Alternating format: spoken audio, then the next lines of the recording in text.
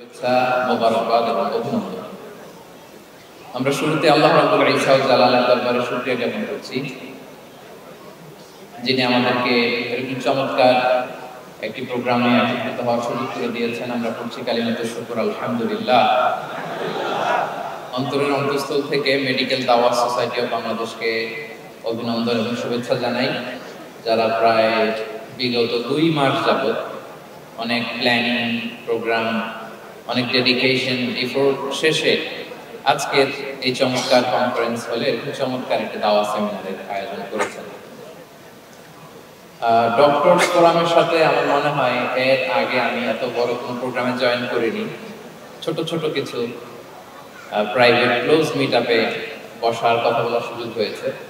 আল্লাহ শুকরিয়া যে আজকে এই প্রোগ্রামে দেশের বিভিন্ন মেডিকেলগুলোর বা মেডিকেল কলেজগুলোর প্রফেসরস, ডক্টর, স্টুডেন্টস তারা উপস্থিত হয়েছে এবং আমি অত্যন্ত সম্মানিত বোধ করছি যে এরকম চমৎকার একটি প্রোগ্রামে আপনারা আমাকে মেহরবানি করে ইনভাইট করেছেন। আমি সবাইকে অনুরোধ করব যে যেহেতু আমাদের প্রফেশনাল মিডিয়া কর্মী, সাংবাদিক বন্ধুরা আছেন, ওনারা রেকর্ড করবেন, আমরা 1 ঘন্টার জন্য কি মোবাইল ফ্রি একটা সময় কাটাতে পারি কিনা, যদি আপনারা অনুমতি দেন। কারণ আমি এই সমস্ত ক্লোজ ডোর প্রোগ্রামগুলোতে মোবাইল ইউজ করাটাকে অনুৎসাহিত করি বা নিরুৎসাহিত করি এজন্য যে এরকম 1 to 1 ব্রেইন টু ব্রেইন কথা বলার সুযোগ খুব কম হয় বাংলাদেশে। আমরা শুরু করছি আলহামদুলিল্লাহ, এবং এই দাওয়া সেমিনারটি বেসিকলি শুরু। আপনারা দেখেছেন যে আমি বিভাগীয় পর্যায়ে 8টি বিভাগে 8টি প্রোগ্রাম করেছি। ওখানে বসুন বসুন, থামুন থামুন, শান্ত হন শান্ত হন বলতে বলতে আমার 8 ঘন্টা চলে যেত। কিন্তু তার বিপরীতে এরকম কনফারেন্স হলে যখন আমরা প্রোগ্রাম করি তখন খুবই কোয়াইট এন্ড কাম একটা এনভায়রনমেন্ট আমরা পাই, এবং হাইলি এডুকেটেড যারা বাংলাদেশের যে ডক্টরস ফোরাম আপনারা এখানে একত্রিত হয়েছেন, এরকম একটি পরিবেশে বা কনফারেন্স হলে কথা বলার ইমেজটাই আলাদা। আমাদের আউটডোর প্রোগ্রামগুলো একরকম, ইনডোরগুলো একরকম।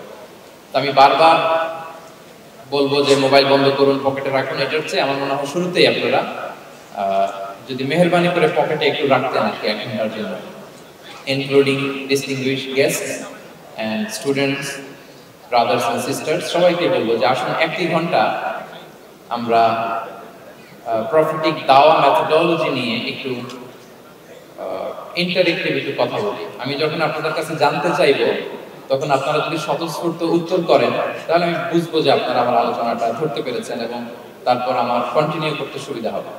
আমি লাস্ট বারের মতো রিকোয়েস্ট করে আলোচনা শুরু করছি, আমরা কেউ যেন আজকে মোবাইল ব্যবহার না করি, কেউ না। তারপরে অনেক ভাইরা খুব মনোযোগ দিয়ে মোবাইল দিয়ে ভিডিও করতেছে এই যে পাশে। আমি সবাইকে দায়িত্বশীল আচরণের কথা বলবো, আর হয়তো আমার বলা লাগবে না ইনশাআল্লাহ। এই তো মাশাআল্লাহ মাশাআল্লাহ, এই 1 to 1 এই যে কানেক্টিভিটি, এটা মোবাইল ধরলে হবে না। আপনি ধরে রাখবেন, ডানে বাঁয়ে করবেন, লাইভ করতে যাবেন, এটাতে হবে না। মোবাইল মেহরবানি করে মোবাইল শুধু ইন পকেট ইনশাআল্লাহ। সম্মানিত সুধী, আপনারা একটা টপিকের কথা শুনেছেন, এই টপিকটা নিয়ে আমরা কিছু কথা বলবো। আসরের সালাত সম্ভবত 4:45 ওনারা পড়বেন, তো আমার মনে হয় 1 ঘন্টা বা 1 ঘন্টা 10 মিনিট এরকম একটা টাইম স্লটে আমরা আজকের আলোচনাটা কভার করার চেষ্টা করব ইনশাআল্লাহ বিইذنিল্লাহ। আপনারা একটা টপিক শুনেছেন, যে টপিকটা আজকে আমি কভার করব সেটা হচ্ছে মেথোডোলজি অফ প্রফেটিক দাওয়া and it's relevance to contemporary global society. রাসূল সাল্লাল্লাহু আলাইহি ওয়াসাল্লাম কিভাবে দাওয়া কার্যক্রম পরিচালনা করতেন, ওনার মেথোডোলজি কেমন ছিল এবং বর্তমান সময়ের সাথে এর প্রাসঙ্গিকতা কেমন, এই টপিকটা নিয়ে কথা বলব। তার আগে আমি শুরুতে দাওয়া ইস্যু যখনই আমার সামনে আসে তখন যেই কথাটা আমি বলি বা শেয়ার করি সেটা হচ্ছে মানহাজুল ওয়াসাতিয়্যা, মানে the balanced approach of Islam, ইসলামের যে ভারসাম্যপূর্ণ নেচার, এটা নিয়ে আমি কথা বলি। এবং আমার আলোচনার শুরুতে আমি সূরাতুল বাকারার 143 নম্বর আয়াত তেলাওয়াত করেছি, যেখানে আল্লাহ তাআলা বলছেন ওয়া কাযালিকা জাআলনাকুম উম্মাতান ওয়াসাতা লিতাকুনু শুহাদা আলান নাস। অনুরূপভাবে আমি তোমাদেরকে মধ্যমপন্থী জাতি বানিয়েছি বা মধ্যমপন্থী জাতি হিসেবে আবির্ভূত করেছি। উম্মাতান ওয়াসাতা মানে উম্মাতান আদলান ওয়া খিয়ারা, শ্রেষ্ঠ জাতি, ন্যায়পরায়ণ জাতি, এবং যারা শ্রেষ্ঠ, যারা ন্যায়পরায়ণ, তারাই মূলত মধ্যমপন্থী জাতি।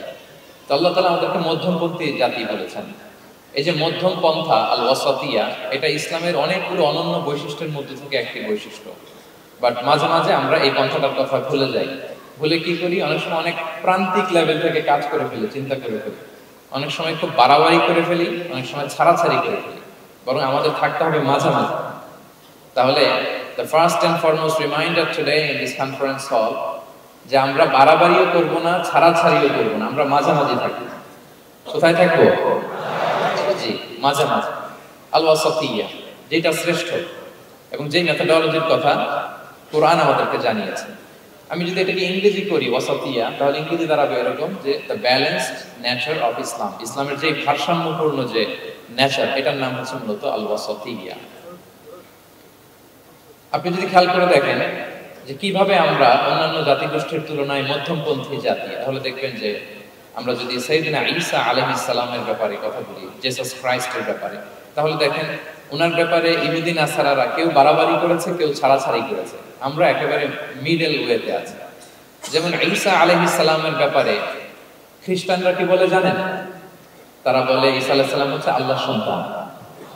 নাউযুবিল্লাহ মিন যালিক। Jesus Christ is the son of God, গডের সন্তান।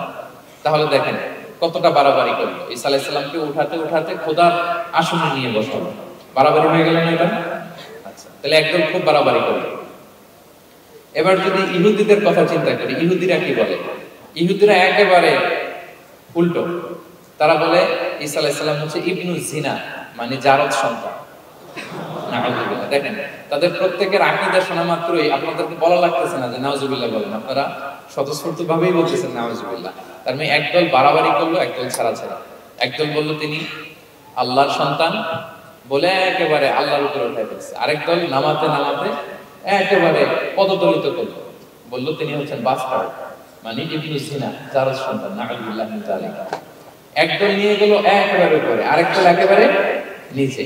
কিন্তু আমরা কি বলি দেখেন, আমরা বলি ঈসা আলাইহিস সালাম উনি হচ্ছেন আব্দুল্লাহি ওয়া রাসূলুহু, তিনি হচ্ছেন আল্লাহ তাআলার দাস বা বান্দা এবং আল্লাহর সম্মানিত রাসূল।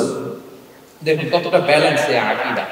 আমরা আব্দুল্লাহ বলার মধ্য দিয়ে বেসিক্যালি নাসারাদেরকে রিফিউট করি, তাদের প্রতিবাদ করি। আমরা তোমরা যে বলেছো আল্লাহর সন্তান না, ওই দিকে উঠানো যাবে না, নিচে নামায় নিয়ে আসো, উনি আব্দুল্লাহ, আল্লাহর দাস। আর রাসূল, সম্মানিত রাসূল বলে আমরা বেসিক্যালি ইহুদিদেরকে রিফিউট করি, তাদের প্রতিবাদ করি। আমরা বলি যে না, তোমরা যে বলেছো উনি জারদ সন্তান না, ওনার সম্মানকে পদদলিত করা যাবে না, উপরে উঠাই যাবে, উঠায় রাসূল, সম্মানিত রাসূল। তাহলে নাসারাদের আকীদা থেকে আমরা নিচে নেমে আসলাম, ইহুদিদের আকীদা থেকে আমরা উপরের দিকে গেলাম। ফলে এটা কি হলো?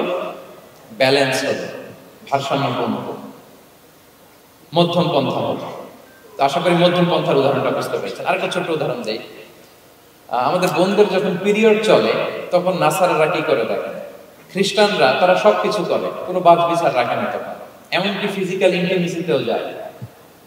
যখন আমাদের বোনদের পিরিয়ড চলে তখন তারা ফিজিক্যাল ইন্টিমেসিতেও যায়, কোনো বাদ বিচার নাই। এটা হচ্ছে নাসারাদের অবস্থা। আর ইহুদিদের কি অবস্থা? এরা এই 5 দিন 7 দিন আমাদের বোনদের যখন পিরিয়ড চলে তখন তারা তাদের স্ত্রীদেরকে ধরবে না, ছুবে না, স্পর্শ করবে না, একসাথে বসবে না। তাদের ঘরে আলাদা একটা স্পেশাল রুম রাখে, ওই রুমের ভিতরে, ওই ঘরের ভিতরে তাদের 5 দিন 7 দিন ওইখানে কাটাইতে হয়। তোমরা আবার সুস্থ হলে তারপরে আসবে। দেখেন একদল খুব বাড়াবাড়ি করলো, আরেক দল ছাড়াছাড়ি করলো। কিন্তু আমাদের ইসলামে আমরা ব্যালেন্স, যে বোনদের যখন পিরিয়ড চলে হাজবেন্ড ওয়াইফ তখন স্বাভাবিক মেলামেশা, কথাবার্তা, ঘরের টুকিটাকি কাজ সবই করতে পারবে, ইল্লাল জিমা, যেটা আমরা ফিজিক্যাল ইন্টিমেসি বলি, ওইটা ছাড়া আমরা সবই করতে পারবো। তাহলে দেখেন এই দুইটা উদাহরণ আমি সামনে আনলাম এই জন্য যে এই যে মানহাজুল ওয়াসাতিয়াতি ওয়াল ইতিদাল, মধ্যম পন্থার কথা আমরা যেটা বলি, যেটাকে দিয়ে আল্লাহ তাআলা আমাদেরকে সম্মানিত করেছেন যে ওয়াকাযালিকা জাআলনাকুম উম্মাতান ওয়াসাতা, তোমাদেরকে আমি মধ্যমপন্থী জাতি বানিয়েছি। তোমাদের মধ্যে বাড়াবাড়িও থাকবে না, ছাড়াছাড়িও থাকবে না, বরং আমরা হব মধ্যমপন্থী। আমরা কি হব? কি হব? কিছুদিন আগে বলে দেখলাম যে ছাত্ররা যে দল করতেছে ওটাও মধ্যমপন্থা নাম দিয়ে দিয়েছে। আবার আজকের এই আলোচনা করে কোন বিপদে পড়ি, পরে বলবো যে তোমাদের ছাত্রদেরকে সাপোর্ট করতেছে ভেতরে ভেতরে। না, ওই ছাত্রদের মধ্যম পন্থার কথা বলতেছি না, ইসলাম যে মানহাজুল ওয়াসাতিয়ার কথা বলেছে সেটার কথা বললাম। তো প্রিয় ভাইরা, প্রথম কথা হচ্ছে আপনি যখন দাওয়া বলবেন তখন আমাকে মধ্যম পন্থা বলতেই হবে। আমরা যখন ইসলাম শিখবো, শেখাবো, ইসলাম বুঝবো, বুঝাবো, এই সব ক্ষেত্রে আমাদেরকে মধ্যম পন্থা অবলম্বন করতে হবে। আমাদের খেয়াল রাখতে হবে আমরা যেন এক্সট্রিম লাইনে না যাই, আবার খুব এক্সট্রা লিবারেল যেন না হয়ে যায়, আমরা যেন মধ্যমপন্থী একটা অবস্থানে থাকি। এবং দাওয়াত দেওয়ার ক্ষেত্রে এটাই বলা হয়েছে, আল্লাহ তাআলা বলেছেন উদউ ইলা সাবিলি রাব্বিকা বিল হিকমাতি ওয়াল মাউইদাতিল হাসানাতি ওয়াজাদিলহুম বিল্লাতী হিয়া আহসান। নবী, আপনি লোকদেরকে আল্লাহর পথে ডাকুন বিল হিকমা, প্রজ্ঞার সাথে, সুন্দর সুন্দর উপদেশ সহকারে, এবং কখনো তর্ক বিতর্কে জড়ানো লাগলে সেটা উত্তম ভাবে আপনাকে জড়াতে হবে। তার মানে এই যে ইসলাম বোঝার ক্ষেত্রে, প্রচারের ক্ষেত্রে মধ্যম পন্থার নীতি, যেটা প্রজ্ঞা বা সুন্দর উপদেশমালা দিয়ে দাওয়াত দেওয়া, এটাও মূলত মধ্যম পন্থারই বহিঃপ্রকাশ। আমরা যখন কোনো দাওয়া কাজ করব, অলওয়েজ মাথায় রাখতে হবে যে আমি বাড়াবাড়ি যেন না করি, আমি আবার ছাড়াছাড়িও যেন না করি, আমি যেন মাঝামাঝি থাকি। তো এই যে দাওয়া আমরা দিচ্ছি, দাওয়াটা কি? বেসিক্যালি এটা হচ্ছে একটা কমিউনিকেশন, রাইট? এই যে আমি কথা বলতেছি, আপনারা শুনতেছেন, ইমাম সাহেব খুতবা দিচ্ছেন, আমরা সেটা শুনি, স্ট্রিট দাওয়া হয়, বিভিন্ন রকম দাওয়া এখন হচ্ছে, এগুলো basically communication, and this communication should be full of wisdom and beautiful advice. এটাই মূলত আল ওয়াসাতিয়া, মানহাজুল ওয়াসাতিয়া, মধ্যম পন্থা। আমি যে বিশ্ববিদ্যালয় থেকে ব্যাচেলর করেছি, ওই বিশ্ববিদ্যালয়ের একটা স্লোগান আছে, মানহাজুল ওয়াসাতিয়াতি ওয়াল ইহতিদাল। ওনারা মধ্যম পন্থার কথা বলে। সো আমি যেহেতু বিশ্ববিদ্যালয় আল আজহারের গ্রাজুয়েট, আমি যেখানেই যাই একটু করে আমি এই আল ওয়াসাতিয়ার কথাটা বলি প্রিয় ভাই। তো দাওয়া যেহেতু কমিউনিকেশন, আমরা ওরাল দাওয়া দিয়ে থাকি, কিন্তু বেসিক্যালি ওরাল দাওয়ার চেয়ে যেটা প্র্যাকটিক্যাল দাওয়া, থিওরিটিক্যাল দাওয়ার চেয়ে প্র্যাকটিক্যাল দাওয়াটা এটা বেশি ইফেক্টিভ, বেশি প্রোডাক্টিভ। আমরা যখন তাফসীর মাহফিল করি, আমরা খুতবা দিয়ে আলোচনা করি, এটা থেকে তো মানুষ শিখে, কিন্তু আমি যদি আমার আচরণ দিয়ে কোনো একটা মেসেজ দিতে পারি, ওইটা মানুষের হৃদয়ে বেশি দেখা যায়, বেশি মনে হয়, খুব বেশি মনে হয়। এটার সুযোগ আপনাদের বেশি। যেমন আমি যদি একটা কোরআনের আয়াতের কথা বলি, এটার খুব একটা মূল্যায়ন নাই, কারণ উনি হুজুর মানুষ, উনি তো কোরআনে বলবে। কিন্তু একজন ডক্টর যখন কোরআনের আয়াত বলে, তখন বলে দেখছো মাশাআল্লাহ, একজন ডক্টর, সে চিকিৎসা বিজ্ঞানে এত বড় এক্সপার্টিসের পর আবার কোরআনও জানে। ওই কথা কিন্তু আমিও বলছি, আমার দাম নাই। কিন্তু আপনাদেরকে কত সম্মানের সাথে দেখা যাচ্ছে। আবার দেখেন, 5 ওয়াক্ত সালাত আদায় করা জামাতের সাথে, ফরজ সালাতগুলো, এটা তো মানে করতেই হবে, কম্পালসারি। এটা করে তো খুব বেশি ক্রেডিট নেওয়ার কিছু নাই, আমরা সবাই করি। কিন্তু একজন ডাক্তার যখন নামাজ পড়ে, খেয়াল করে দেখবেন, একজন ডক্টর যখন চেম্বারে রোগীদেরকে রেখে বলে যে ওখানে যদি লেখা থাকে যে সালাতের সময় বিরতি থাকবে, বা বলা হয় যে এই ডাক্তার কিন্তু রোগী বসিয়ে রেখে নামাজটা পড়ে এসে আবার রোগী দেখা শুরু করে, এটা সবাই খুব পজিটিভলি নেয়। যে দেখো, এত ব্যস্ততার পরেও চাইলে এই সময় রোগী দেখতে পারতো, কিন্তু উনি নামাজ পড়েন। দেখেন, একই করোনার কথা আমিও বললাম, আপনিও বললেন, আপনার মর্যাদা কত বেশি। আমিও জামাতে নামাজ পড়ি, ইমামতি করাই, আর আপনি যে একটু তাড়াতাড়ি করে নামাজটা পড়ে চলে আসেন, এটাতে আপনার অ্যাপ্রিসিয়েশন কত বেশি। তো এইভাবে আপনাদের কিন্তু দাওয়া কাজ করার সুযোগ অনেক বেশি, কারণ এটা অনেক মানে নোবেল একটা প্রফেশন, মহৎ পেশা। আপনারা জনগণকে সরাসরি সেবা দেওয়ার যে ব্যাপারটা, এটার সুযোগ আছে। যুদ্ধ বিধ্বস্ত আপনি আহতদেরকে সেবা দিতে পারেন, আগুনে পোড়া রোগীদেরকে সেবা দিতে পারেন, দুরারোগ্য ব্যাধি, তার আর যাওয়ার জায়গা নেই, আপনি সেবা দিতে পারতেছেন। যে কোনো রোগ বালাই, যে কোনো পরিস্থিতিতে যখন একজন মানুষ অসুস্থ হয়, তখন আপনি সেবা দিচ্ছেন, তখন তার মনটা কিন্তু খুব নরম থাকে, তার মধ্যে একটা অসহায়ত্ব কাজ করে। ওই একটা অসহায় মানুষ, তার মনটা খুব নরম, ওইরকম একটা সিচুয়েশনে তারা আপনাদের দ্বারস্থ হয়। ফলে আপনাদের কিন্তু দাওয়া কাজ করার সুযোগ অনেক বেশি, এবং সেক্ষেত্রে ওরাল দাওয়ার চেয়ে আপনার যে প্র্যাকটিক্যাল দাওয়া, এটার ইফেক্ট অনেক বেশি। মানে আপনার চলনে বলনে, আপনার কথনে কথায়, আপনার ব্যক্তিত্বে, পার্সোনালিটিতে, এটার মাধ্যমে যে দাওয়া ফুটে ওঠে, ওইটা বেশি ইফেক্টিভ। নিজের আচরণ দিয়ে যে মেসেজটা দেওয়া হয়, এটা সবচেয়ে ইফেক্টিভ। আপনার লেনদেন, আপনার ডিলিংস কেমন, আপনি মানুষ হিসেবে কেমন, এটা সবচেয়ে পাওয়ারফুল দাওয়া। উমরে ফারুক রাদিয়াল্লাহু তাআলা আনহু, উনি ওনার ছাত্রদেরকে প্রায় বলতেন, উমরে ফারুক রাদিয়াল্লাহু তাআলা, উনি বলতেন যে কুনু দুআতান ইলাল্লাহি ওয়া আনতুম সামিতুন, যে তোমরা আল্লাহর রাস্তায় দাওয়াতি কাজে বের হয়ে যাও, এমন অবস্থায় যে তোমরা চুপচাপ। তো ছাত্ররা বলতো, দাওয়াতি কাজও করতে বলতেছেন, আবার চুপচাপও থাকতে বলতেছেন, এটা আবার কিভাবে দাওয়াত? তো উমর ফারুক রাদিয়াল্লাহু তাআলা আনহু বলতেন, বি আখলাকিকুম, তোমাদের আখলাক দিয়ে দাওয়াত দাও। আখলাক দিয়ে দাওয়াত দেওয়া যায় না? বলেন তো আখলাক দিয়ে দাওয়াত দেওয়া যায় কি যায় না? যায়। এই আখলাক দিয়ে যে দাওয়াত, এটা অনেক পাওয়ারফুল। 10টা তাফসীর মাহফিল করে আমি এটা করতে পারবো না। আপনি আপনার আখলাক দিয়ে, আপনার ব্যক্তিত্ব দিয়ে, আপনার লেনদেন, হ্যাঁ, এগুলো দিয়ে আপনি যে দাওয়াতটা দিতে পারবেন, অন্য অনেক কিছু দিয়ে সেটা হবে না। এজন্য ওমর ফারুক বলতেন, কুনু দুআআতান ইলাল্লাহি ওয়া আনতুম সামিতুন। আল্লাহর রাস্তায় দায়ী হয়ে বের হও, কিন্তু চুপচাপ। কিভাবে? বলে বি আখলাকিকুম, তোমাদের আখলাক দিয়ে। এটা বেশি পাওয়ারফুল। এবং রাসূল সাল্লাল্লাহু আলাইহি ওয়াসাল্লামের ব্যাপারে যখন জিজ্ঞেস করা হতো আম্মা জান আয়েশা রাদিয়াল্লাহু তাআলা আনহাকে যে রাসূল সাল্লাল্লাহু আলাইহি ওয়াসাল্লামের আচরণ কেমন ছিল, তখন আম্মা জান আয়েশা বলতেন যে কানা খুলুকুহু আল কুরআন। কোরআনই ছিল রাসূল সাল্লাল্লাহু আলাইহি ওয়াসাল্লামের চরিত্র। পুরো কোরআনে 30 পারায় থিওরিটিক্যালি যা বলা আছে রাসূল সাল্লাল্লাহু আলাইহি ওয়াসাল্লামের জীবনীতে, প্র্যাকটিক্যালি সেটা দেখানো আছে। মোবাইল শুধু ইম্পর্টেন্ট। ভাইজান খুব দায়িত্বশীলতার সাথে একেবারে সামনে থেকে রেকর্ডিং করতেছেন। ওই যে শুরুতে বলছি যে সবাইকে দায়িত্বশীল হতে হবে। আম্মা জান আয়েশা বলতেন কানা খুলুকুহু আল কুরআন, রাসূল সাল্লাল্লাহু আলাইহি ওয়াসাল্লামের চরিত্র ছিল কোরআন। ইনদামা রাসূলুল্লাহ সাল্লাল্লাহু আলাইহি ওয়াসাল্লাম ইয়ামশি আলাল আরদ কাআন্নাল কুরআনা ইয়ামশি আলাইহি। রাসূল সাল্লাল্লাহু আলাইহি ওয়াসাল্লাম যখন মদিনার রাস্তা দিয়ে হেঁটে যেতেন, as if a living Quran is walking on the street, মনে হতো একটা জীবন্ত কোরআন রাস্তা দিয়ে হেঁটে হেঁটে যাচ্ছে। তো তাহলে we should try to be a living দাঈ, জীবন্ত দাঈ, প্র্যাকটিক্যাল দাঈ। এটা যদি আমরা হতে পারি তাহলে অনেক বেশি ইমপ্যাক্ট করা যাবে সোসাইটিতে, অনেক ইনফ্লুয়েন্স করা যাবে। যেটা বললাম যে আমাদের সততা, আচরণ, ব্যক্তিত্ব, পার্সোনালিটি, এগুলো দিয়ে আমরা যে দাওয়াটা দিতে পারি, ওরাল দাওয়া, বক্তব্য দিয়ে, এটা অনেক সময় সম্ভব হয় না। ডাক্তারদের জন্য এটা অনেক বড় একটা সুযোগ। তাহলে ইন্ট্রোডাক্টরি ডিসকাশনে আমি দুটো বিষয়ে কথা বললাম। এক হচ্ছে আমাদেরকে মধ্যমপন্থী হইতে হবে, মানহাজুল ওয়াসাতি ওয়াল ইতিদাল, এক নম্বর। দুই নম্বর হচ্ছে লিভিং দাঈ হওয়ার চেষ্টা করতে হবে। এটা বেশি প্রোডাক্টিভ এন্ড ইফেক্টিভ। এই দুইটা পয়েন্ট আমরা বুঝতে পেরেছি তো না? বুঝতে পেরেছেন সবাই? মাশাআল্লাহ। এবার চলুন যে রাসূল সাল্লাল্লাহু আলাইহি ওয়াসাল্লামের যে প্রফেটিক দাওয়া মেথোডোলজি, কিভাবে উনি দাওয়া কাজের আঞ্জাম দিতেন, সেখান থেকে আমাদের নেয়া আধুনিক সময়ের প্রাসঙ্গিকতা কি আছে। আমি 10টা পয়েন্টে আজকের এই সেমিনারে কিছু কথা উপস্থাপনের চেষ্টা করব। ওমা তাওফীক ইল্লা বিল্লাহ। এক নাম্বার কথা হচ্ছে, আমরা যে দাওয়া দিব, এই দাওয়া language should be very soft and mild and very touchy. দাওয়া ল্যাঙ্গুয়েজ হইতে হবে ভেরি সফট,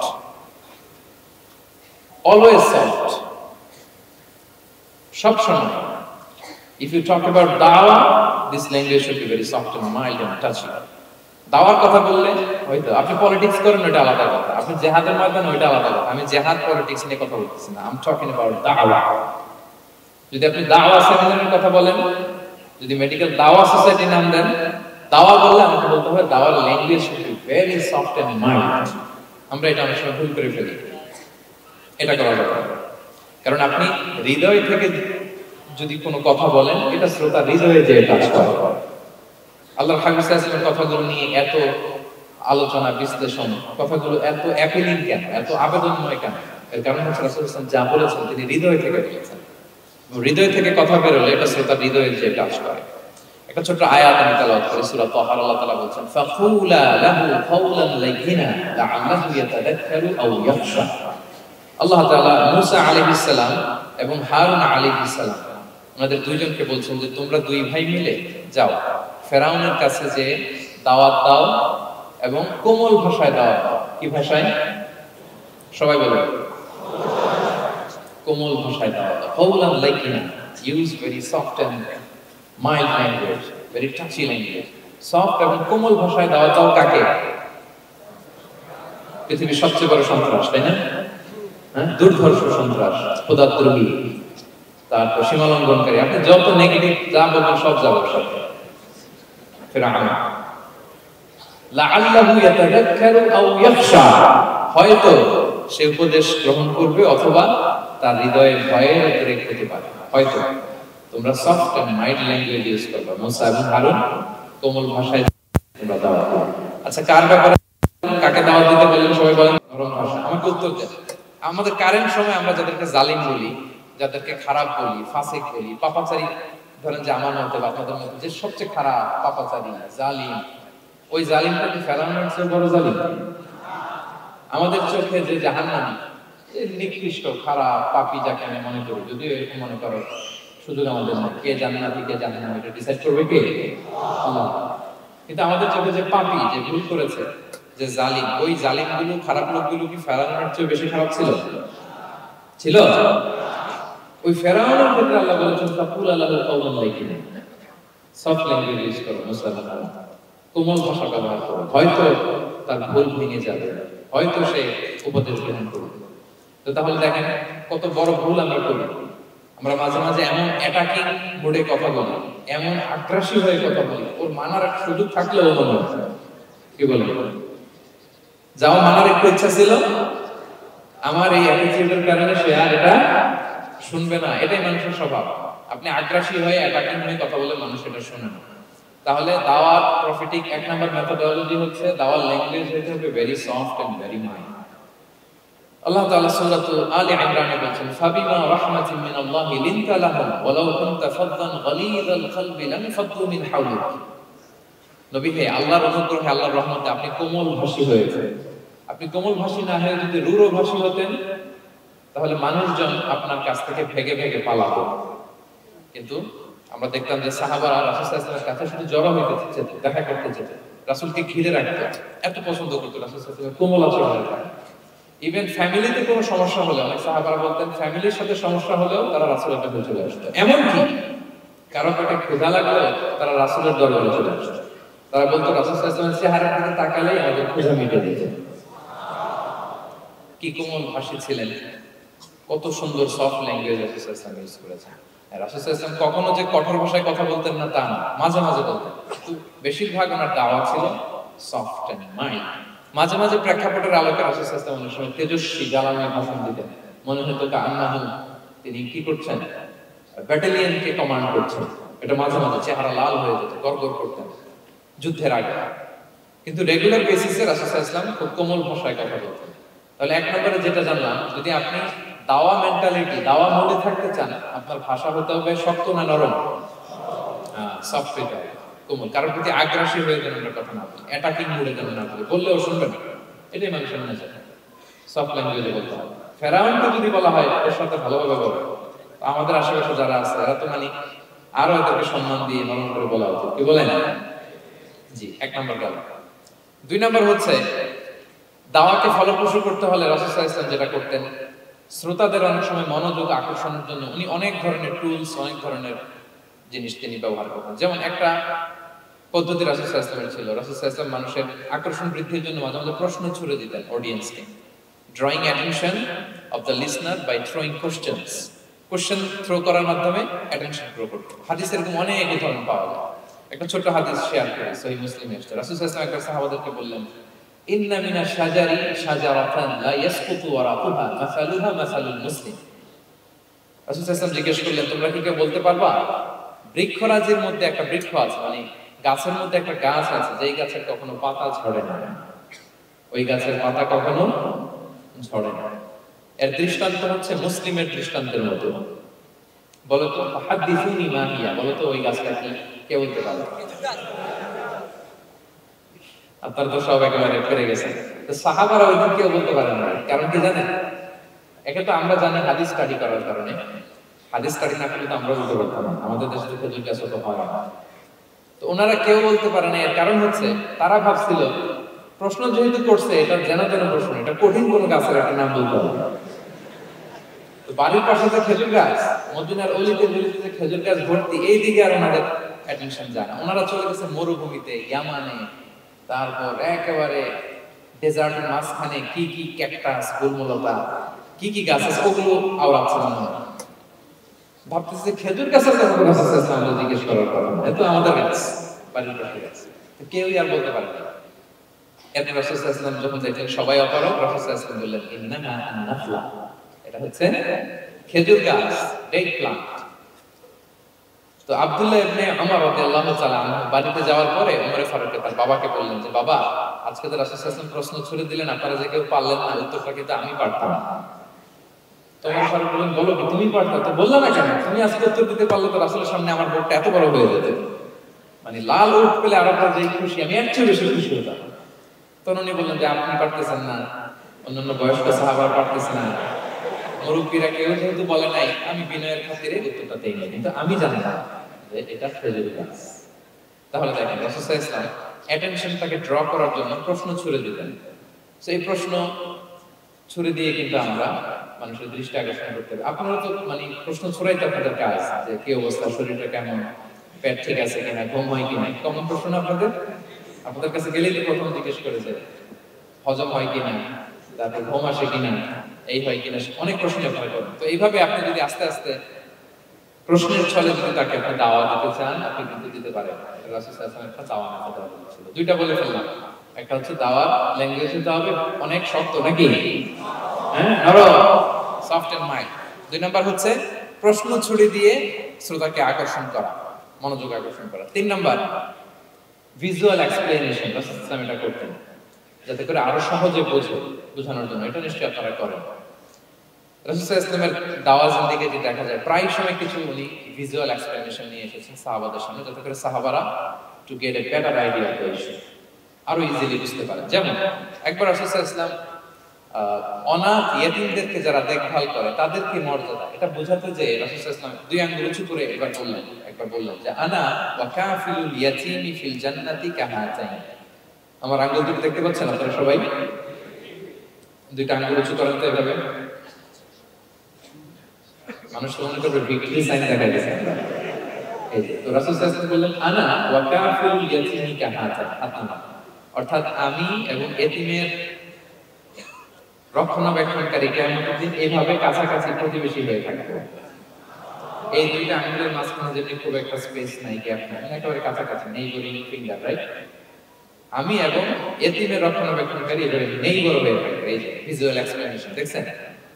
এই যে দাওয়ার মধ্যে মাঝে মাঝে ভিজুয়াল এক্সপ্লেনেশন করতে হবে যাতে করে শ্রোতারা বুঝে। রাসূল সাল্লাল্লাহু আলাইহি ওয়াসাল্লাম করেছেন। আচ্ছা, মুসনাদে আহমদে এক হাদিস এসেছে, রাসূল সাল্লাল্লাহু আলাইহি ওয়াসাল্লাম একবার খেজুরের একটা ডাল নিয়ে মরুভূমির মধ্যে একটা দাগ টানলেন। খাত্তালানা রাসূলুল্লাহ সাল্লাল্লাহু আলাইহি ওয়াসাল্লাম খাত্তা, একটা স্ট্রেট লাইন দিয়ে রাসূল সাল্লাল্লাহু আলাইহি ওয়াসাল্লাম বললেন এটা হচ্ছে সিরাতুল মুস্তাকিম। সাহাবাদের দৃষ্টি আকর্ষিত হলো, সবাই মনোযোগী হয়ে গেল, তাই না? সিরাতুল মুস্তাকিম যে দোয়া আমরা প্রতিদিন করি, ইহদিনাস সিরাতাল মুস্তাকিম, খেজুরের ডাল দিয়ে স্ট্রেট লাইন কেটে বললেন এটা হচ্ছে সিরাতুল মুস্তাকিম। এবার ওই খেজুরের ডাল দিয়ে ডানে বায়ে অনেকগুলো ছোট ছোট দাগ কাটলেন আর বললেন হ্যাঁ দিহি সুবুলুশ শায়তান, এগুলো হচ্ছে শয়তানের রাস্তা, এটা হচ্ছে মুস্তাকিম সোজা রাস্তা যেটা জান্নাতে যায়। আর ডানে বায়ে অনেকগুলো দাগ কাটলেন, ডেকে বললেন এই প্রতিটি রাস্তায় একটা করে শয়তান বসে থাকে আর সে তোমাদেরকে টেম্পটেশন দিতে থাকে, প্রভোকেশন করতে থাকে, ধোঁকা দিতে থাকে, ওয়াসওয়াসা দিতে থাকে। ডানে বায়ে না তাকিয়ে এই সিরাতুল মুস্তাকিমের পথেই অবিচল থাকতে হবে ইনশাআল্লাহ। তাহলে দেখেন মরুভূমির মাঝখানে, তখন তো আর ওই যে এলইডি প্রজেক্টর থাকতে হয়তো রাসূল সাল্লাল্লাহু আলাইহি ওয়াসাল্লাম ওইটাই ব্যবহার করতেন। আমরা এটা এখন করতে পারি বোঝানোর জন্য। রাসূল সাল্লাল্লাহু আলাইহি ওয়াসাল্লাম খেজুরের ডাল দিয়ে মরুভূমির মধ্যে দাগ কেটে সাহাবীদেরকে এই ভিজুয়াল এক্সপ্লেনেশন দিলেন এবং সাহাবারা খুব সহজে বুঝতে পারলেন যে কোনটা সিরাতুল মুস্তাকিম, কোনটা সিরাতুশ শাইতান। এভাবে রাসূল সাল্লাল্লাহু আলাইহি ওয়াসাল্লাম ভিজুয়াল এক্সপ্লেনেশন ইউজ করতেন। আমরা বিশ্বাসীরা যে ভাই ভাই, মুমিনরা যে ভাই ভাই, আমাদের সম্পর্ক যে কত সুদৃঢ় মজবুত, এটা বোঝাতে যে একবার রাসূল সাল্লাল্লাহু আলাইহি ওয়াসাল্লাম বললেন আল মুমিনু লিল মুমিনি কাল বুনিয়ান, বিশ্বাসীরা তাদের সম্পর্ক হচ্ছে কাল বুনিয়ান, একটা সুদৃঢ় প্রাচীরের মতো, সীসা ঢালা প্রাচীরের মতো। ইয়াশুদ্দু বা'দুহু বা'দা, যেটার এক পাশ আরেক পাশকে মজবুত করে। Strengthening one part the others, এক পার্ট আরেক পার্টকে মজবুত করে। যেমন বিল্ডিং এদিকে ভেঙে ফেললে এটা নড়বড়ে হয়ে যায়। তিনি বুঝালেন যে সুদৃঢ় প্রাচীরের মতো হচ্ছে বিশ্বাসীদের সম্পর্ক। এটা বলে ওয়াশাব্বাকা বাইনা আসাবিহি, মানে ডান হাতের আঙ্গুলগুলো বাঁ হাতের ভেতরে ঢুকিয়ে দিলেন, বললেন যে এরকম মজবুত। সুবহানাল্লাহ। এই যে এই হাতের আঙ্গুলগুলো এই হাতে ঢুকিয়ে চাপ দিলে খুব শক্ত হয় না, মজবুত হয় না? রাসূল সাল্লাল্লাহু আলাইহি ওয়াসাল্লাম বললেন আমাদের বন্ধন হচ্ছে সুদৃঢ়, সুদৃঢ় সীসা ঢালা প্রাচীরের মতো। আল্লাহু আকবার। তাহলে এই যে ভিজুয়াল এক্সপ্লেনেশন রাসূল সাল্লাল্লাহু আলাইহি ওয়াসাল্লাম বোঝানোর জন্য এই যে এরকম দাগ কাটা, কখনো এইভাবে হাদিসে অনেক পাওয়া যায়। আমি অল্প কয়েকটা সময়ের টাইম কনস্ট্রেন্টের কারণে অল্প কয়েকটা নিয়ে আসলাম। তাহলে এটা রাসূল সাল্লাল্লাহু আলাইহি ওয়াসাল্লামের একটা দাওয়া মেথোডোলজি ছিল, বোঝানোর জন্য কত ইজিয়েস্ট ওয়েতে তিনি অডিয়েন্সের কাছে পৌঁছাতে পারেন। তিনি প্রয়োজনে ভিজুয়াল এক্সপ্লেনেশনে সহায়তা করতেন। কয়টা গেল মেথোডোলজি? তিনটা। আচ্ছা, 4 নাম্বার হচ্ছে গ্রাজুয়ালিটি, ধীরে ধীরে ধাপে ধাপে দাওয়া পরিচালনা করা, দাওয়া কাজ করা।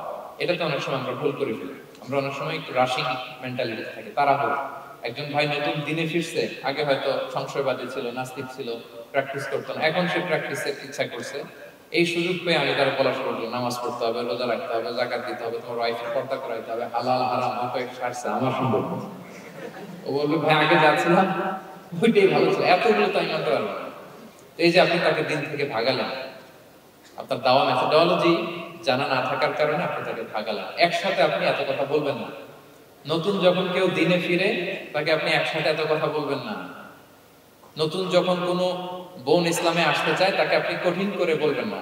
উপরে আমাদের বোনরা আছে, তাদেরকে আমি বলবো সহজ করে বলবো। প্রথমে নামাজের কথা বলো, নামাজ আস্তে আস্তে পড়ুক যতটুকু পারো।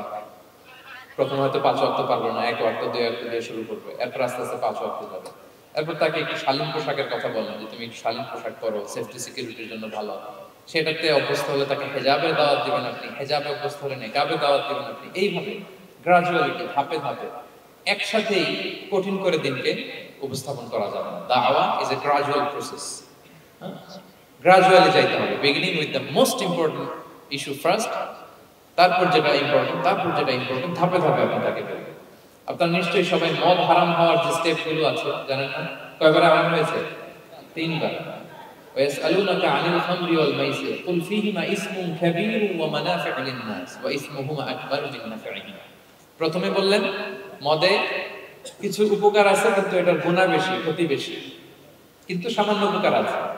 তো মানুষ সচেতন হয়ে গেল যে না, এটা কিন্তু গুনাহ আছে, ক্ষতি আছে, সাবধান হতে হবে, মদ খাওয়া কমাই দিল। আচ্ছা, এরপর বলা হলো ওয়ালা তাকরাবুস সালাতা ওয়া আনতুম সুকারা, মাতাল হয়ে মদ খাওয়া অবস্থায় নামাজে যেও না। কারণ কোন এক সাহাবী নামাজে এমন ভাবে তেলাওয়াত করলেন, অর্থ চেঞ্জ হয়ে গেল। ফলে দিনে 5 বার মদ খাওয়া যাবে না। এর দিয়ে তো তাই বোঝা যায়, তাই না? 5 বারের জন্য যখন সাবধান হয়ে গেল, আরো তারা অভ্যস্ত হয়ে গেল। এরপরে নাযিল হলো ইন্নামাল খামরু ওয়াল মাইসিরু ওয়াল আনসাবু ওয়াল আজলামু রিজসুম মিন আমালিশ শাইতানি ফাজতানিবুহু। মদ, জুয়া, ভাগ্যলিপি এগুলো শয়তানের কাজ, এগুলো থেকে বেঁচে থাকো। সবাই মদিনার ঘরের ভেতরে মদের বোতল যেগুলো ছিল ভেঙে সব রাস্তায় মদ দিয়ে মদিনার অলিগলি সরানো, কারো কষ্ট হয়নি। কারণ ধাপে ধাপে মদকে হারাম করা হচ্ছে। কেউ যদি চেইন স্মোকার থাকে, আপনি যদি বলেন যে স্মোকিং হারাম, কালকে থেকে একটাও খেতে পারবে না, পারবে? ও তো মারা যাবে। ও সব বাদ দিতে পারবে, স্মোকিং বাদ দিতে পারবে না। তো কি করবেন? তাকে আপনি অল্প অল্প করবেন, যে একটু একটু করে ছাড়ো। এই যে রমজান আসতেছে, সারাদিন তো করতেই পারবে না, রাতে 2-3টা করে খাবে, বেশি খায় না। মানে ছাড়ানোর জন্য বলতেছে আর কি। যে 10টা খায়, তারা যদি আপনি 2টা খাইতে বলেন, তো তাকে দাওয়াই দিলেন, কমাইতে বললেন। সিগারেটের প্রতি তার উৎসাহিত করতেছে না। চেইন স্মোকার ও 10টা ছাড়া হয় না প্রতিদিন। তো এই রমজানে আপনি তারা বললেন যে সারাদিন তো তুমি না খেয়ে থাকবা, রাতে 1টা 2টা বা 3টা গেল। প্রথম দশকে 3টা, এরপরের দশকে 2টা, তারপরের দশকে 1টা। যে 1টা খায়, তারপরের দিন তো সে চাইলে ছেড়েও দিতে পারে, কি বলেন? এইভাবে গ্রাজুয়ালি তাকে ছাড়ানোর জন্য অভ্যস্ত করতে হবে। তাহলে এই গ্রাজুয়ালিটিটা দরকার। আমি হাদিস থেকে, সিরাত থেকে একটা উদাহরণ দিই, শুনুন। রাসূল সাল্লাল্লাহু আলাইহি ওয়াসাল্লাম মুআয ইবনে জাবাল রাদিয়াল্লাহু তাআলা আনহুকে ইয়ামানের গভর্নর করে পাঠালেন। তো তখন তাকে বললেন যে মুআয, ইন্নাকা তাআতি কওমান মিন আহলিল কিতাব, তোমাকে এমন একটা এলাকার গভর্নর করে পাঠাচ্ছি, তারা কিন্তু আহলে কিতাব, people of the books, Jews and Christian community, তারা ইহুদি খ্রিস্টান। সো তাদেরকে যখন দাওয়াত দিবা, ধাপে ধাপে দিবা। কিভাবে দিবা? তিনি বললেন ফাদউহুম ইলা শাহাদাতি আন লা ইলাহা ইল্লাল্লাহ ওয়া আন্না মুহাম্মাদুর রাসূলুল্লাহ। প্রথমে দাওয়াত দিবা তাওহীদ আর রিসালাত। আওয়াজ করে বলেন, প্রথমে কিসের? তাওহীদ আর রিসালাত। আচ্ছা, ফাইনহুম আতাউ লিযালিক, তারা যখন এটা মেনে নেয়। আরবিটা খেয়াল করেছেন অর্থটা? ফাইনহুম আতাউ লিযালিক, তাওহীদ রিসালাত যদি মেনে নেয়, তাহলে তাদেরকে 5 ওয়াক্ত নামাজের দাওয়াত দিও। আচ্ছা, 5 ওয়াক্ত নামাজে যখন তারা অভ্যস্ত হয়ে যায়, ফাইনহুম আতাউ লিযালিক, যখন তারা এটাও মেনে নেয়, তখন তাদেরকে যাকাতের আদেশ করো। সুবহানাল্লাহ, সুবহানাল্লাহ। দেখেন ধাপে ধাপে একবারে সবগুলো বিধান একবারে তাদের সাথে শেয়ার করতে বললেন। প্রথমে তাওহীদের, রিসালাত মেনে নিলে, সালাত মেনে নিলে, যাকাত, ধাপে ধাপে। তাহলে একবারে কেউ নতুন যখন দিনে ফিরেছে, একবারে সবকিছু তার ঘরে চাপিয়ে দিবেন আপনি? কি করবেন? গ্রাজুয়াল, ধাপে ধাপে আমরা এই দাওয়াটা তাদেরকে দেওয়ার চেষ্টা করবো। এটা খুব ইফেক্টিভ হবে, ফলপ্রসূ হবে। কয়টা বললাম আমরা? 4টা। আপনাদের মনোযোগ আছে তো? বোরিং হচ্ছেন না তো? একটু বোরিং বোরিং লাগতেছে আপনাদের? হওয়ার কথা, যেহেতু সেই সকাল থেকে আমি 11টা থেকে প্রোগ্রাম। তো যারা দূর থেকে আসছেন নিশ্চয়ই ফজরের পরে রওনা দিয়ে, ঢাকার বাইরে থেকে আসছেন কারা কারা দেখি তো একটু। ইয়া সালাম, আপনার নিশ্চয়ই ফজর পরে রওনা হয়েছে গতকাল। আল্লাহ তাআলা কবুল করুন। আসুন আমরা তাকবীর করি, তাহলে আরেকটু এনার্জেটিক হবো আমরা। লিল্লাহি তাকবীর, লিল্লাহি তাকবীর, লিল্লাহি তাকবীর। এনার্জেটিক লাগতেছে না এখন? মাশাআল্লাহ, ঠিক আছে ঠিক আছে, এই তো ঠিক আছে। আচ্ছা, 4টা কভার করে ফেলেছি। 5 নাম্বার হচ্ছে দাওয়ার মধ্যে ইমোশনাল ইন্টেলিজেন্স ইউজ করতে হবে, তাহলে এটা মোর ইফেক্টিভ হবে। মানে আপনি মানুষের আবেগ অনুভূতি নাড়িয়ে দিয়ে যদি দাওয়া দিতে পারেন, এটা তার শুদ্ধাচারের জন্য অনেক কাজে দেয়। ইমোশনাল ইন্টেলিজেন্স মানে তার আবেগ, ইমোশনকে আপনি ট্রিগার আপ করবেন, ওইটাতে আপনি টাচ করবেন, তাহলে দেখবেন যে সে একেবারে কাবু হয়ে গেছে।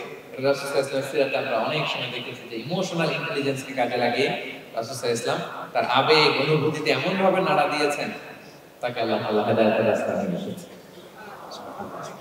একটা ছোট্ট উদাহরণ দেই, মুসনাদ আহমদ ইবনে হাম্বলের হাদিস, কিভাবে ইমোশনাল ইন্টেলিজেন্স রাসূল সাল্লাল্লাহু আলাইহি ওয়াসাল্লাম ইউজ করতেন, আবেগ অনুভূতিকে কিভাবে নাড়া দিতে হবে। এক যুবক এসে সাহাবাদের সামনে রাসূল সাল্লাল্লাহু আলাইহি ওয়াসাল্লামকে বললেন, ইয়া রাসূলুল্লাহ ইযান লি বিজিনা, হে আল্লাহর রাসূল আপনি আমাকে জিনার অনুমতি দেন। কিসের? জিনা, মানে ব্যভিচারের অনুমতি, ব্যভিচার বা জিনার অনুমতি দেন। আশেপাশের সাহাবারা তো রেগে মেগে আগুন। فأقبل القوم عليه فسجروا, সবাই তাকে দৌড়ে ধরতে গেল, থমকাতে গেল, ছি ছি ছি, মা মা, আমরা যেটা বাংলায় বলি ছি ছি, আরবিতে ওনারা কি বলে? মা মা, ছি ছি, কি বলো তুমি? লজ্জা শরমের মাথাকে তুমি রাসূলুল্লাহর দরবারে এসে বলতেছো, হে আল্লাহর রাসূল আপনি জিনার অনুমতি দেন। যে রাসূল আল্লাহর পক্ষ থেকে বাণী শোনায়, ওয়ালা তাকরাবুজ জিনা, তোমরা ব্যভিচারের নিকটবর্তীও হয়ো না, আর তুমি সেই নবীর কাছে এসে আবদার করতেছো জিনার অনুমতি দেন। তারা যখন তেরে আসলো যুবকের দিকে, রাসূল সাল্লাল্লাহু আলাইহি ওয়াসাল্লাম তাদেরকে থামালেন, বললেন যে তোমরা থামো। যুবককে ডেকে আনা হলো, যুবককে নিয়ে আসা হলো। রাসূল সাল্লাল্লাহু আলাইহি ওয়াসাল্লাম তাকে পরম আদরে কাছে টেনে নিলেন। এবার তাকে জিজ্ঞেস করলেন, তুমি জিনার অনুমতি চাও না? বলে যে ইয়া রাসূলুল্লাহ জি, জিনার অনুমতি চাই। তখন রাসূল সাল্লাল্লাহু আলাইহি ওয়াসাল্লাম বললেন, তুমি আমাকে উত্তর দাও তো, তুমি বলো তো যে আতুহিব্বুহু লিউম্মিক, তুমি কি পছন্দ করবে যে কোনো পরপুরুষ তোমার মায়ের সাথে এই জিনাটা করুক? তোমার এটা ভালো লাগবে? সে বলে, লা ইয়া রাসূলুল্লাহ, না, কখনো না, আমার মায়ের সাথে কেউ এই পাপাচারে লিখতে হবে, এটা কোনো মানুষ মেনে নিবে না, আমি কেন, কেউ মেনে নেবে। তারপর রাসূল সাল্লাল্লাহু আলাইহি ওয়াসাল্লাম তাকে বললেন, আতুহিব্বুহু লিবনাতিক, তুমি তোমার কলিজার টুকরা সন্তান, কন্যা সন্তানের সাথে, তোমার কন্যার সাথে কেউ এই পাপ কাজটা করুক, এটা তুমি মেনে নিবে, এটা তুমি পছন্দ করো? সে বলল, লা ইয়া রাসূলুল্লাহ, হে আল্লাহর রাসূল, কোশ্চিন কালাম, কখনো মানব না, আমার মেয়ের সাথে কেউ এই কাজ করবে কখনো। রাসূল সাল্লাল্লাহু আলাইহি ওয়াসাল্লাম আবার তাকে প্রশ্নবাণে জর্জরিত করতে লাগলেন, আবার বললেন, আতুহিব্বুহু লিউখতিক, তুমি কি তোমার প্রিয় বোনের সাথে কেউ এটা করো, এই পাপাচার লিখে জিনা করো, পছন্দ করবে? তোমার বোনকে কেউ এরকম করবে, অপমান করবে, এটা চাইবে তুমি?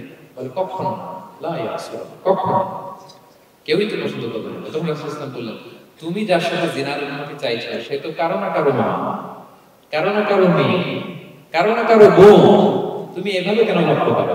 সুবহানাল্লাহ।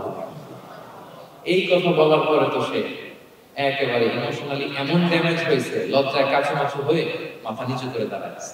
তখন রাসূল ইসলাম তার পিঠে একটা আলতো চাপড় মারলেন, পরম মমতায় আলতো চাপড় দিয়ে তার জন্য দোয়া করলেন, আল্লাহুম্মা ইগফির যামবা ওয়া তাহহির কলবা ওয়া হাসসিন ফারজা, আল্লাহ তুমি এই যুবকের পাপ মোচন করো, আল্লাহ তুমি তার অন্তরটাকে পরিশুদ্ধ করো, আল্লাহ তুমি তার চরিত্রটাকে নিষ্কলুষ করো। এই হাদিসের রাবী উনি বলতেছেন, ফালাম ইয়াকুন বা'দা যালিকাল ফাতা ইয়ানতাফিতু ইলা শাই, ওই দিনের পর থেকে এই যুবক কখনো কোনো পরনারীর দিকে রাস্তায় তাকায় না। এই ইমোশনালি যখন তাকে দুর্বল করা হলো, তাকে যখন এইভাবে রাসূল সাল্লাল্লাহু আলাইহি ওয়াসাল্লাম প্রেজেন্টেশন করলেন, হাদিসের বর্ণনাকারী বলেন, এরপরে আমরা তার হৃদয়টাকে আল্লাহ তাআলা পরিশুদ্ধ করে দিলেন। রাসূল সাল্লাল্লাহু আলাইহি ওয়াসাল্লাম ইউসাক্কিহিম, কিভাবে মানুষকে পরিশুদ্ধ করতে দেখেন, কিভাবে তার আবেগ অনুভূতিকে নাড়িয়ে তার চিন্তার জগতে আলোড়ন সৃষ্টি করে তাকে এমন ভাবে কাবু করলেন যে রাসূল সাল্লাল্লাহু আলাইহি ওয়াসাল্লাম যেই দিকে তাকে গাইড করতেছে এখন সে দিকেই যেতে পারত। সো এটা আমাদেরকে করতে হবে, ইমোশনাল ইন্টেলিজেন্স কাজে লাগিয়ে মানুষের আবেগ অনুভূতিতে নাড়া দিয়ে যদি আপনি তাকে কোনো কথা, কোনো বার্তা, কোনো নাসিহা, ও জাহান্নামী, ও খারিজ, এরকম আমরা সবাইকে নাকচ করি, মনে হয় যেন সবাই জাহান্নামে পাঠাই আমি একা জান্নাতে যেতে পারলেই হলো। আচ্ছা বলেন তো, সব গেল জাহান্নামে, আপনি একা শুধু জান্নাতে, ভালো লাগবে আপনার? এই যে আজকে আমরা এখানে সবাই ছাত্র, শিক্ষক, ডিস্টিংগুইশ গেস্টরা, উপরে আমাদের বোনরা, কত ভালো লাগতেছে না? ধরেন যে ২৫০০ সিটিং ক্যাপাসিটির এই চীন মৈত্রী সম্মেলন কেন্দ্রে কেউ নাই, শুধু আপনি একা। এই বিশাল হল রুমে কেউ নাই, আপনি একা, ভালো লাগবে? তখন মিস্টার বিনের মতো হা হু করা লাগবে শুধু একা একা, ঠিক না? তো সবাইকে জাহান্নামে পাঠিয়ে শুধু আমি জান্নাতে গেলে এটা আমার ভালো লাগবে না। জান্নাতে আমরা কিভাবে আমাদের জান্নাতের দলকে ভারী করতে পারি, এই চেষ্টাটা আমাদের বেশি বেশি করতে হবে, কি বলেন? তাহলে দাওয়া should be full of love, কারণ ভালোবাসা দিয়ে যা জয় করা যায়, কঠোরতা দিয়ে তা করা যায় না। ভালোবাসা দিয়ে আপনি যেটা করতে পারবেন, কঠোরতা দিয়ে কখনো সেটা করতে পারবেন। আসুন আমরা হাদিস থেকে শুনি, সিরাত থেকে শুনি। আল্লাহর হাবিব সাল্লাল্লাহু আলাইহি ওয়াসাল্লাম মসজিদে নববীতে বসে আছেন সাহাবাদেরকে নিয়ে। হঠাৎ এক বেদুইনের আগমন। বেদুইন মানে যার মধ্যে নগর জীবনের কোনো নিয়ম কানুন সে দেখেনি, জানে না, বুঝে না। সিভিলাইজেশন বলতে যেটা বুঝি, ভদ্রতা, কার্টিসি, ম্যানার, এটা সে শিখেনি। এরকম এক বেদুইন অনেক দূর পল্লী থেকে মদিনার মসজিদে নববীতে এসেছে, কিন্তু সে ইসলাম ধর্ম গ্রহণ করেছে, মুসলিম। তো মসজিদে ঢুকে সে 2 রাকাত নামাজ পড়তেছে, এসে যে রাসূলকে সালাম দিবে কথা, ওই কার্টিসিটাও নেই। রাসূল সাল্লাল্লাহু আলাইহি ওয়াসাল্লাম বসা ওইদিকে সাহাবাদের নিয়ে, সে তার মতো এসে এক জায়গায় মসজিদের সাথে তার উট বেঁধে সে 2 রাকাত নামাজ পড়ে দোয়া করতেছে আল্লাহর কাছে। কি দোয়া জানেন? দোয়ার মধ্যেও কাটিছে। দোয়াতে বলে, ইয়া আল্লাহ, আল্লাহুম্মা আরহামনি ওয়ারহাম মুহাম্মাদা ওয়ালা তারহাম মা'ানা আহাদা। মানে আল্লাহ তুমি শুধু আমারে রহম করো আর মুহাম্মদ সাল্লাল্লাহু আলাইহি ওয়াসাল্লামের রহম করো, আমাদের সাথে আর কারোর রহম করো না। বেদুইন তার মধ্যে আদাবুদ দোয়া, দোয়ার যে একটা এটিকেটস আছে, এটা তো তার জানা নেই। দোয়ায় অন্যদের জন্য দোয়া করলে যে নিজের লাভ, এটা সে জানতো না। আমি যদি বলি যে আল্লাহ এই ভাইদেরকে তুমি কবুল করো, তখন ফেরেশতারা বলে আল্লাহ যিনি দোয়া করতেছে আগে তাকে তুমি কবুল করো।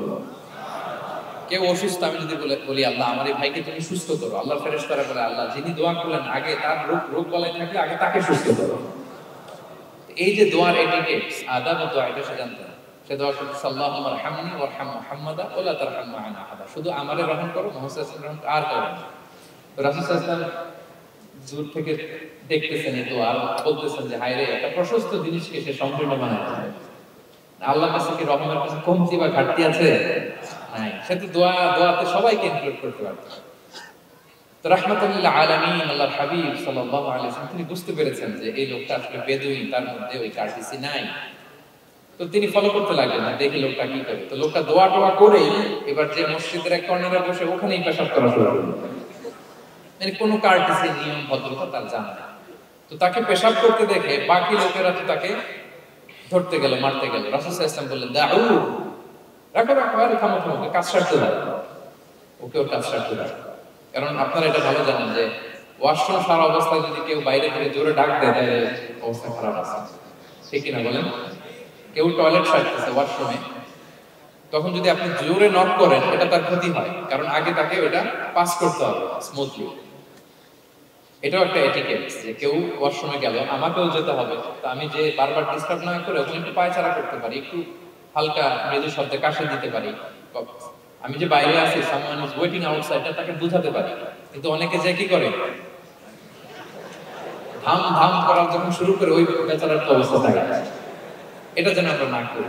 এই শিক্ষাটা কিন্তু হাদিস থেকে পাই। রাসূল সাল্লাল্লাহু আলাইহি ওয়াসাল্লাম বললেন, দাউ দাউ, রাখো রাখো, আরে ছাড়ো ছাড়ো, ও তো এখন করতেছে, ইউরিন পাস করতেছে, রাখো, ওটাও সারুক, আগে সারুক, আমরা পরে ডিল করি। তো সবাইকে তিনি থামালেন, ও সারল। এবার রাসূল সাল্লাল্লাহু আলাইহি ওয়াসাল্লাম বললেন, এবার তোমরা যে ওয়া হারিকু আলা বাউলিহি সাজলান মিন মা, যেহেতু মসজিদে নববীর ফ্লোর ছিল বালুর ফ্লোর, শুকিয়ে যাবে, বললেন যে ওর পেশাব করা জায়গার উপর এক বালতি পানি ঢেলে দাও। সাহাবারা দিল। আর এই বেদুইন লোককে রাসূল সাল্লাল্লাহু আলাইহি ওয়াসাল্লাম কাছে টেনে নিলেন, যে তাকে খুব ভালোবাসা দিয়ে বললেন, কি অবস্থা তোমার, কোথা থেকে আসছো, সব খোঁজ খবর নিয়ে বললেন যে তুমি যে এইখানে নামাজ পড়লা, এরপরে আবার এই কাজটা সারলা, তুমি কি জানো এখানে আল্লাহর জিকির করা হয়, এটা আমাদের ইবাদত। এখানে আমরা রবের জিকির করি, তার কাছে ফরিয়াদ করি, সবাই মিলে, এই কমিউনিটির সবাই এখানে আসে, এই কমিউনিটির, মদিনার কমিউনিটির সবাই মিলে, নারী পুরুষ নির্বিশেষে আমরা এসে এখানে আল্লাহর কাছে ফরিয়াদ করি, দোয়া করি, ইবাদত করি, কোরআন তেলাওয়াত করি, এটা আমাদের ইবাদত। এইখানে কি আমার কাজটা করা তোমার ঠিক হলো? সে তো লজ্জায় কাছে মাছে করে রাসূলুল্লাহ কাছে ক্ষমা চেয়ে দিয়েছে। সুবহানাল্লাহ। একটা কঠিন পরিস্থিতিকে ভালোবাসা দিয়ে রাসূলুল্লাহ কোথায় নিয়ে যেতেন, এটাকে পুরো হিস্ট্রি পাল্টে দিতেন, সিনারিও পাল্টে দিতেন।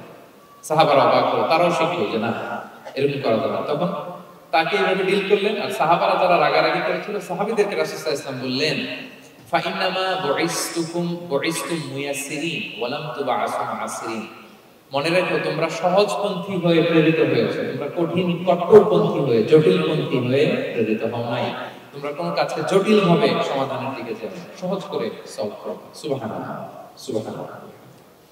তাহলে দেখেন, ভালোবাসা দিয়ে রাসূলুল্লাহ সাল্লাল্লাহু আলাইহি ওয়াসাল্লাম ওই বেদুইনকে যেভাবে আদব শিক্ষা দিলেন, তার হৃদয় জয় করলেন, কঠোরতা দিয়ে পারা যেত? বলেন তো, পারা যেত? পারা যেত। তো 6 নাম্বার দাওয়া মেথডোলজি হচ্ছে দাওয়া should be full of love, full of love, full of well wishing. আপনি শুভকামনা, ভালোবাসা, এটা দিয়ে আপনি মানুষের হৃদয়ে যতটুকু জায়গা পাবেন, কঠোরতা দিয়ে পাবেন। আরেকটা ছোট্ট উদাহরণ দিই। সুমামা ইবনে উসাল রাদিয়াল্লাহু তাআলা আনহু, উনি ইয়ামামার অধিপতি ছিলেন, অধিপতি। রাসূল সাল্লাল্লাহু আলাইহি ওয়াসাল্লামকে হত্যা করতে এসেছিলেন গোপনে। কি করতে? হত্যা করতে। কি করতে বলেন সবাই? হত্যা করার জন্য এসেছিলেন। কিন্তু দুর্ভাগ্যক্রমে হত্যা করতে এসে সে ধরা পড়ে গেছে সাহাবীদের হাতে, হত্যা করতে পারেনি সুমামা ইবনে উসাল। তো সাহাবীরা তাকে ধরে মসজিদে নববীর পিলারের সাথে বেঁধে রাখে, বেঁধে রাসূল সাল্লাল্লাহু আলাইহি ওয়াসাল্লামকে ডাকে। তারা বলল যে ইয়া রাসূলুল্লাহ, দেখেন ইয়ামামা থেকে আসছে সুমামা ইবনে উসাল আপনাকে হত্যা করবার জন্য, তাকে আমরা ধরে ফেলেছি, আমরা বেঁধে রেখেছি। রাসূল সাল্লাল্লাহু আলাইহি ওয়াসাল্লাম তার কাছে যে তার খোঁজ খবর নিলেন প্রথম দিন, এবং তার সামনে যথারীতি তাওহীদ এবং রিসালাত দাওয়াত দিলেন। ফিরে আসলেন, ফিরে এসে সাহাবাদেরকে বললেন, তোমাদের ঘরে ভালো রুটি আছে কার কাছে? রুটির কালেকশন, আটা পিষে রুটি বানাতে পারবে। একজন বললাম, বললো যে এটা সুমামাকে দিয়ে আসে, তো দিয়ে আসবে। আরেকজন বললো ভালো তাজা খেজুর আছে কার কাছে? এক সাহাবী বললেন আমার কাছে। রাসূল সাল্লাল্লাহু আলাইহি ওয়াসাল্লাম বললেন যাও, এটা সুমামাকে দিয়ে আসো, দিয়ে আসলেন। এরপরের দিন রাসূল সাল্লাল্লাহু আলাইহি ওয়াসাল্লাম যে আবার ইসলামের সৌন্দর্য, Mahasin আহকামি sharia, Islami Shahriar beauty, beauty of Islam, এটা তুলে ধরলেন, ইসলামের যৌক্তিকতা তুলে ধরলেন। সে অবাক হতে লাগলো, কি রে, যুদ্ধবন্দীদের সাথে মুহাম্মদ সাল্লাল্লাহু আলাইহি ওয়াসাল্লাম তার অনুসারীরা এরকম আচরণ করে? সে তো যুদ্ধবন্দী, এত সুন্দর আচরণ। তাকে আবার ইসলামের সুশীতল বাণীগুলোর প্রতি আহ্বান করে রাসূল ইসলাম বাড়িতে এসে এবার নিজের যে উট আছে, উটকে যে পালে, সে রাখালকে বলল, তুমি উটের দুধ দহন করে তাকে কিছু দুধ দিয়ে আসবে। সুবহানাল্লাহ। আসছিল রাসূল সাল্লাল্লাহু আলাইহি ওয়াসাল্লামকে কি করতে? হত্যা করতে। তো তাকে ওটার গরম দুধ দিয়ে আসা, সে পেট ভরে খেলো। তৃতীয় দিন এবার রাসূল সাল্লাল্লাহু আলাইহি ওয়াসাল্লাম যে ইসলামের যে ভবিষ্যৎ, ইসলাম মানলে যে জান্নাতে থাকা যাবে, এগুলো সব বললেন, এবং তাকে আরো অনেক মেহমানদারি করলেন, আপ্যায়ন করলেন। 3 দিন যখন রাসূল সাল্লাল্লাহু আলাইহি ওয়াসাল্লাম ইসলামকে তার সামনে প্রেজেন্ট করলেন, আপ্যায়ন করলেন, ভালো আচরণ দেখালেন, সে অবাক হয়ে গেল। আল্লাহ তাআলা তার হৃদয়টাকে নূর দিয়ে আলোকিত করে দিলেন। 3 দিন পর রাসূল সাল্লাল্লাহু আলাইহি ওয়াসাল্লাম সাহাবীদেরকে ডেকে বললেন, যাও সুমামা ইবনে উসালের হাত পা গুলো যে রশি দিয়ে বেঁধে রেখেছো ছেড়ে দাও, রশিগুলো খুলে দাও। সাহাবারা বলেন, কি আর রাসূলুল্লাহ, সে তো খুনি, সে সুযোগ পেলেই তো অ্যাসাসিনেট করতো, তার রশি, হাতের রশি খুলে দিত, আপনাকে মেরে ফেলবে। আল্লাহ রাসূল সাল্লাল্লাহু আলাইহি ওয়াসাল্লাম বললেন, না, আমি যা জানি তোমরা সেটা জানো না, যেটা বলছি তাই করো। মসজিদে নববীর পিলারের সাথে তাকে যে বেঁধে রেখেছো, রশি খুলে দাও, হাত পা খুলে দাও। আল্লাহর হাবিব সাল্লাল্লাহু আলাইহি ওয়াসাল্লামের নির্দেশ মোতাবেক সাহাবারা ওনার হাত খুলে দিলেন, পা খুলে দিলেন। সুমামা ইবনে উসাল কারোর সাথে কথা না বলে তার বাড়ি তো ইয়ামামা, সেখানেও ফিরে গেলেন না, অন্য কোনো শহরেও গেলেন না। তিনি মদিনা থেকে অনতি দূরে একটা খেজুরের বাগান আছে, ওখানে কুয়া আছে, উনি যে ওই কুয়ার পানি দিয়ে গোসল করলেন। গোসল করে পবিত্র হয়ে মসজিদে নববীতে রাসূল সাল্লাল্লাহু আলাইহি ওয়াসাল্লামের কাছে ফিরে আসলেন, আর এসেই ঘোষণা দিলেন, আশহাদু আল্লা ইলাহা ইল্লাল্লাহ ওয়া আশহাদু আন্না মুহাম্মাদার রাসূলুল্লাহ। সুবহানাল্লাহ, সুবহানাল্লাহ। তিনি বললেন যে আমি সাক্ষ্য দিচ্ছি আল্লাহ ছাড়া কোনো ইলাহ নেই, আরো সাক্ষ্য দিচ্ছি যে মুহাম্মদ আপনি আল্লাহর প্রেরিত বান্দা এবং রাসূল। সুবহানাল্লাহ বলবেন না সবাই? এবার তিনি বললেন, মুহাম্মদ, আপনার চেহারার চাইতে অপছন্দের চেহারা পৃথিবীতে আর দ্বিতীয়টা আমার কাছে ছিল না, কিন্তু আজকের পর থেকে আপনার চেয়ে প্রিয় চেহারা, আপনার চেহারার চেয়ে প্রিয় কোনো চেহারা আমার কাছে নেই। ইসলামের চেয়ে অপছন্দনীয় ধর্ম আমার কাছে আর ছিল না, কিন্তু আজ থেকে ইসলামের চেয়ে পছন্দনীয় কোনো ধর্ম আমার কাছে নেই। মদিনার চেয়ে অপছন্দের শহর আমার কাছে ছিল না, আজ থেকে মদিনার চেয়ে কোনো প্রিয় শহর আমার কাছে নাই। সুবহানাল্লাহ। উনি গমের বড় ডিলার ছিলেন, গম ব্যবসা করতেন। উনার থেকে গম নিয়ে মক্কায় মুশরিকরা চলতো। তিনি ঘোষণা দিলেন, আজকে থেকে আমার এলাকার কোনো গম মক্কায় যাবে না। এবার মক্কাবাসী পড়ছে বিপদে, গম ছাড়া তো তারা খেতেও পারবে না। তারা আল্লাহর হাবিব সাল্লাল্লাহু আলাইহি ওয়াসাল্লামের কাছে চিঠি লিখে পাঠালেন যে মুহাম্মদ, তোমার এই যে নতুন অনুসারী সে যদি গম না দেয় আমাদের তো অবস্থা খারাপ, তুমি দয়া করে গমের সাপ্লাই আবার যাতে সে চালু করো, তুমি একটু বলে দাও। আল্লাহ হাবিব সাল্লাল্লাহু আলাইহি ওয়াসাল্লাম আবার সুমামা ইবনে উসালকে বলে দিলেন, আবার সে সাপ্লাই চালু করলো। সুবহানাল্লাহ। এবং তিনি প্রথম তালবিয়া পাঠ করে উমরা করেছিলেন, ওনার আগে কেউ এইভাবে উমরা করতে পারে না। তাহলে দেখেন, আসলো খুনি হয়ে, আসলো কি হয়ে, খুনি হয়ে, আর ফিরে গেল নবী প্রেমিক হয়ে। সুবহানাল্লাহ। এটা কিভাবে সম্ভব হয়েছে? রাসূল সাল্লাল্লাহু আলাইহি ওয়াসাল্লামের ভালোবাসা, ঠিক কিনা বলেন? তাহলে আপনি যদি দাওয়ার কথা বলেন আমাকে, দাওয়া should be full of love. কারণ ভালোবাসা দিয়ে যা জয় করা যায়, কঠোরতা দিয়ে সেটা পারা যায় না। কয়টা গেল? 6টা। আর রইল কয়টা? 4টা। আগ্রহ আছে তো না শোনার? আচ্ছা, 7 নাম্বার হচ্ছে, 7 নাম্বার, রাসূল সাল্লাল্লাহু আলাইহি ওয়াসাল্লাম যদি কাউকে কারেকশন করতে চাইতেন, কখনো তাকে অপমান করতেন না, অন্যের সামনে তার নাম নিতেন না, নাম না নিয়ে তাকে শুধরে দিতেন। এটা দাওয়ার আরেকটা মেথড হবে। কেউ কোনো ভুল কাজ করলে তার নাম ধরে অন্যের সামনে লজ্জিত করতেন। আমরা কিন্তু অনেক সময় করি না? অন্যের সামনে মানুষকে কারেক্ট করে, এটা ঠিক না। The way he use to correct others, আপনি যদি সিরাতের দিকে তাকান, সুবহানাল্লাহ, কিভাবে উনি অন্যকে কারেকশন দিতেন, নাম উল্লেখ করতেন। আমরা এটা অনেক ভুল করি। আমি এই জন্য খুব দুঃখিত এবং লজ্জিত। আমাদের দাওয়া অঙ্গনে আপনি ইউটিউব খুললে দেখবেন যে অনেক দায়ীরা, এক দায়ী আরেক দায়ীকে তুচ্ছ-তাচ্ছিল্য করছে। তার নাম নিয়ে তাকে ছোট করা, তাকে খারিজ করা, তাকে নাকচ করা, সে জাহান্নামী, সে কাফের, সব ইসলামের ঠিকাদারি উনি একা নিজে নিয়ে বসে আছে, আর বাকি যা আছে সব খারিজ। এইটা রাসূল সাল্লাল্লাহু আলাইহি ওয়াসাল্লামের দাওয়ার সাথে জানা যায়। বরং কেউ যদি কোনো ভুল কিছু বলে, ভুল করে, আপনি যদি মনে করেন যে না তার এটা ভুল, আমারটা সঠিক, তো আপনার নিয়ম হচ্ছে আপনি সঠিকটা প্রচার করা। তাহলে কেউ যদি ভুল করে থাকে তারও টনে পড়বে, বাকিরাও সঠিকটা জেনে যাবে। এটা হচ্ছে রাসূল সাল্লাল্লাহু আলাইহি ওয়াসাল্লামের দাওয়াত। তিনি কখনো কারো নাম ধরে অন্যের সামনে, মানুষের সামনে তাকে লজ্জা দিতেন না, তাকে কারেক্ট করতে দিতেন না। এটা ছিল রাসূল সাল্লাল্লাহু আলাইহি ওয়াসাল্লামের বৈশিষ্ট্য। আসুন আমরা সিরাত থেকে দেখি, হাদিস থেকে দেখি।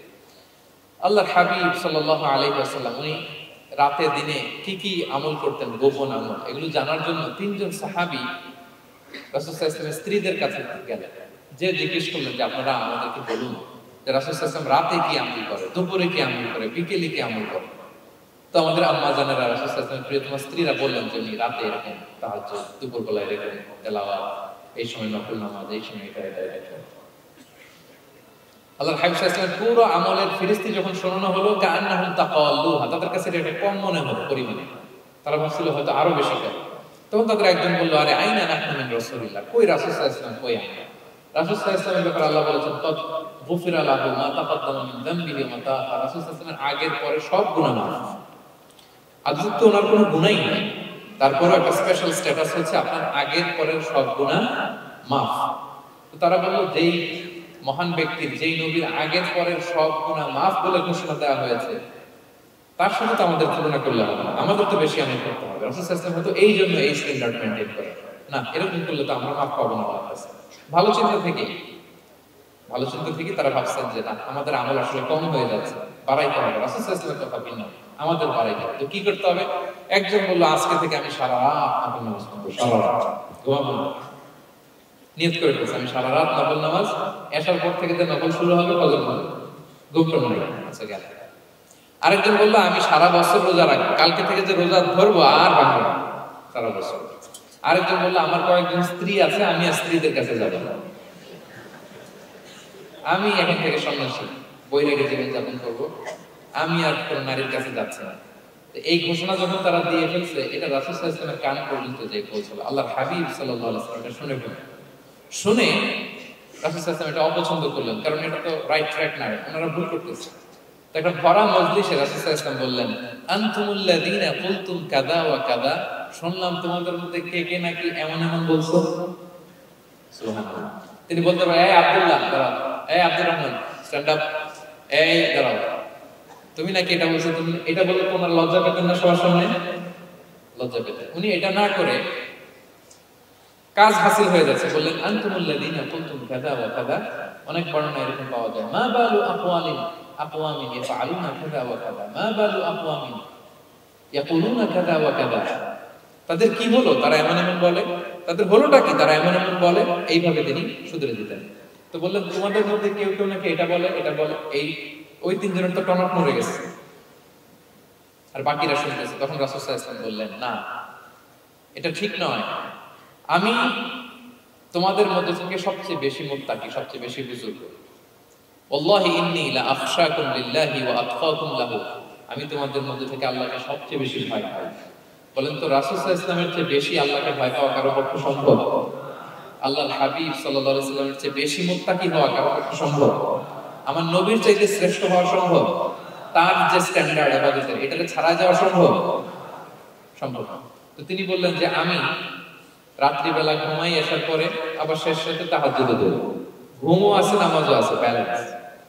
আমি সোম বৃহস্পতিতে রোজা রাখি, সপ্তাহের বাকি দিনগুলোতে খাই। আবার আমার অনেক 9 জন স্ত্রী তো এক টাইমে ছিল, আমি স্ত্রীদের সাথে মেলামেশাও করি। তো আমি এগুলো সব ঠিক রেখে আল্লাহ সবচেয়ে প্রিয় মুত্তাকি হইতে সমস্যা হবে না? তোমাদের তো সমস্যা হবে, তোমাদের সমস্যা কোথায়? আমার চেয়ে শ্রেষ্ঠ যদি কেউ কিছু করতে চাও, এটা হবে না। আমি হচ্ছি স্ট্যান্ডার্ড। সুবহানাল্লাহ। দেখেন এইভাবে যখন বললেন, ঠিক করে দিলেন যে তোমরা কে কে জানি এরকম নিয়ত করছো, এটা ভুল করেছো, বরং শুদ্ধ হবে এটা। ওই তিনজনের টনক মরে গেছে, তারা শুধরে নিয়েছেন, আর বাকিরা সঠিক মেসেজটা, সঠিক নির্দেশনাটা জেনে গেলেন। তাহলে ওনাদেরকে কারেকশন করা হয়ে গেছে অলরেডি। বলেন তো ওনারা যে ভুল করছে কারেকশন হয়েছে কিনা? কিন্তু তাদেরকে অপমান করা হয়েছে। এই ভুলটা আমরা অনেক সময় করি। অন্যের সামনে কখন নিজের ছেলেকে, নিজের স্ত্রীকে, বন্ধুকে বা যাকে হঠাৎ ফাঁসি গ্রহণ করলো কেন? এখানে কিছু কমেন্ট করে গেছে নাকি কথা নিজের জীবনের সাথে? অন্যের সামনে এইভাবে আমরা জানি কারেক্ট না করি। কাউকে সংশোধন করতে চাইলে আল্লাহ হাবিব সাল্লাল্লাহু আলাইহি ওয়াসাল্লামের দেখানো পথেই যেন আমরা সংশোধন করি। এটা হচ্ছে এই হাদিসের 1 নম্বর শিক্ষা। আরেকটা শিক্ষা হচ্ছে ব্যালেন্স লাইফস্টাইল, ব্যালেন্স অ্যাপ্রোচ আমরা জানলাম। অনেকে মনে করে, আমার পরিচিত কয়েকজন লোক আছে, আমি বলছি তারা থামাইছে কিনা জানি না, আমার কাছে এসে শোনাইতেছে, হুজুর আমি সারা বছর রোজা রাখি। তাই আমি বলছি আপনারা বলছে কি সারা বছর রোজা রাখতে? সারা বছর রোজা রাখা নিষেধ, এটাকে সময় বিশাল বলে, এটা নিষেধ। বরং সবচেয়ে বেশি যদি কেউ রাখতে চায়, রাসূল সাল্লাল্লাহু আলাইহি ওয়াসাল্লাম বলছে, তাহলে সাওমুল্লাহি দাউদ, সিয়ামু দাউদ, দাউদ আলাইহিস সালামের রোজা। এর চেয়ে বেশি না। একদিন রাখবা, আরেকদিন ভাঙবা, একদিন রাখবা, আজকে রোজা রাখলে কালকে খাবেন, কালকে রাখবেন, এরপরের দিন রাখবেন, এরপরের দিন ভাঙবেন। এর চেয়ে বেশি রাখা যায় না। লাগাতার রোজা রাখা যায়, লাগাতার 6 মাস 5 মাস সারা বছর অনেকে রোজা রাখে, এটা না জানার কারণে। তাহলে এই যে ইসলামের যে ব্যালেন্স লাইফস্টাইল, এটা আমরা জানবো। কাউকে কিভাবে শুধরে দিতে হবে, কারেক্ট করতে হবে, কারেকশনের ওয়ে, এটা আমরা জানবো। আরেকটা হচ্ছে ইসলাম যে the combination of material and spiritual life, এইটার একটা তথ্য আমরা জানবো যে আপনার এই দুনিয়াও লাগবে, আপনার আখিরাতও লাগবে। আপনি সব ছেড়ে দিয়ে শুধু আল্লাহর রাস্তায় চলে গেলে ওইটা ইসলাম শেখায় না। ইসলাম যে আমাদেরকে ফরিয়াদ শেখায়, প্রার্থনা শেখায়, রব্বানা আতিনা ফিদ দুনিয়া হাসানা ওয়া ফিল আখিরাতি হাসানা ওয়া কিনা আযাবান নার। হে আল্লাহ, আপনি দুনিয়াতেও হাসানা দেন, আখিরাতেও হাসানা দেন। আগে চাইছি কোনটা, আখিরাত না দুনিয়া? সবাই বলেন তো, রব্বানা আতিনা ফিল আখিরাতি হাসানা ওয়া ফিদ দুনিয়া হাসানা, এরকম নাকি রব্বানা দুনিয়া হাসানা? দুনিয়াটা আগে, দুনিয়াটা আগে। সো ব্যালেন্স, এই ভারসাম্য রাখাটা আমি আলোচিত করেছি, ওয়াসাতি হচ্ছে ব্যালেন্সটা করেছি। এটা আমরা এই হাদিস থেকে শিখতে পারি। আমাদের অনেকেরই এটাতে ঘাটতি আছে, অনেক জ্ঞান, অনেক স্কলার, অনেক তার কিছু, কিন্তু তার মধ্যে ভারসাম্য এবং পরিমিতি বোধ, পরিমিতি বোধ, ভারসাম্য, ব্যালেন্স লাইফস্টাইল, এটা অনেকে অ্যাডপ্ট করতে পারে না। এটা বছরের পর বছর সাধনা করতে হয়, অ্যাডপ্ট করে নিতে হয় নিজের সাথে। তাহলে 7 নাম্বার হচ্ছে কাউকে শুধরে দিতে চাইলে আপনি কিভাবে শুধরে দিবেন, এটা আমরা জানলাম। তাকে সবার সামনে লজ্জা দিয়ে শুধরে দেওয়া যাবে? তাহলে কৌশলে তাকে শুধরে দিতে হবে। করা যাবে তো ইনশাআল্লাহ? কয়টা গেল? 8 নাম্বার। 8 নাম্বার হচ্ছে, এটা দায়ীদের জন্য অনেক বড় রিমাইন্ডার। সেটা হচ্ছে আমরা যে দাওয়া দেই, এটা খেয়াল রাখতে হবে। আমি যা বলি এটা সবার আগে অ্যাপ্লাই করতে হবে নিজের মধ্যে।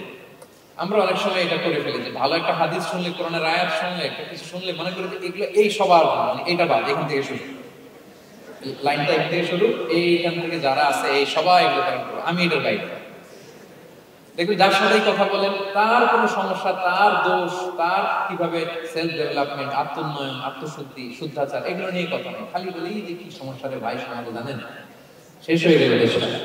তারপর রাজনীতিতে সমস্যা, সমাজে সমস্যা, হুজুরদের মধ্যে সমস্যা, ওদের মধ্যে সমস্যা, শুধু সমস্যা, মানে উনি সব জায়গায় সমস্যা দেখতে পাচ্ছেন। কিন্তু বেসিকলি আপনি যখন সমস্যা নিয়ে কথা বলবেন, সবার আগে খেয়াল করতে হবে যে ওই সমস্যায় আমি আক্রান্ত কিনা।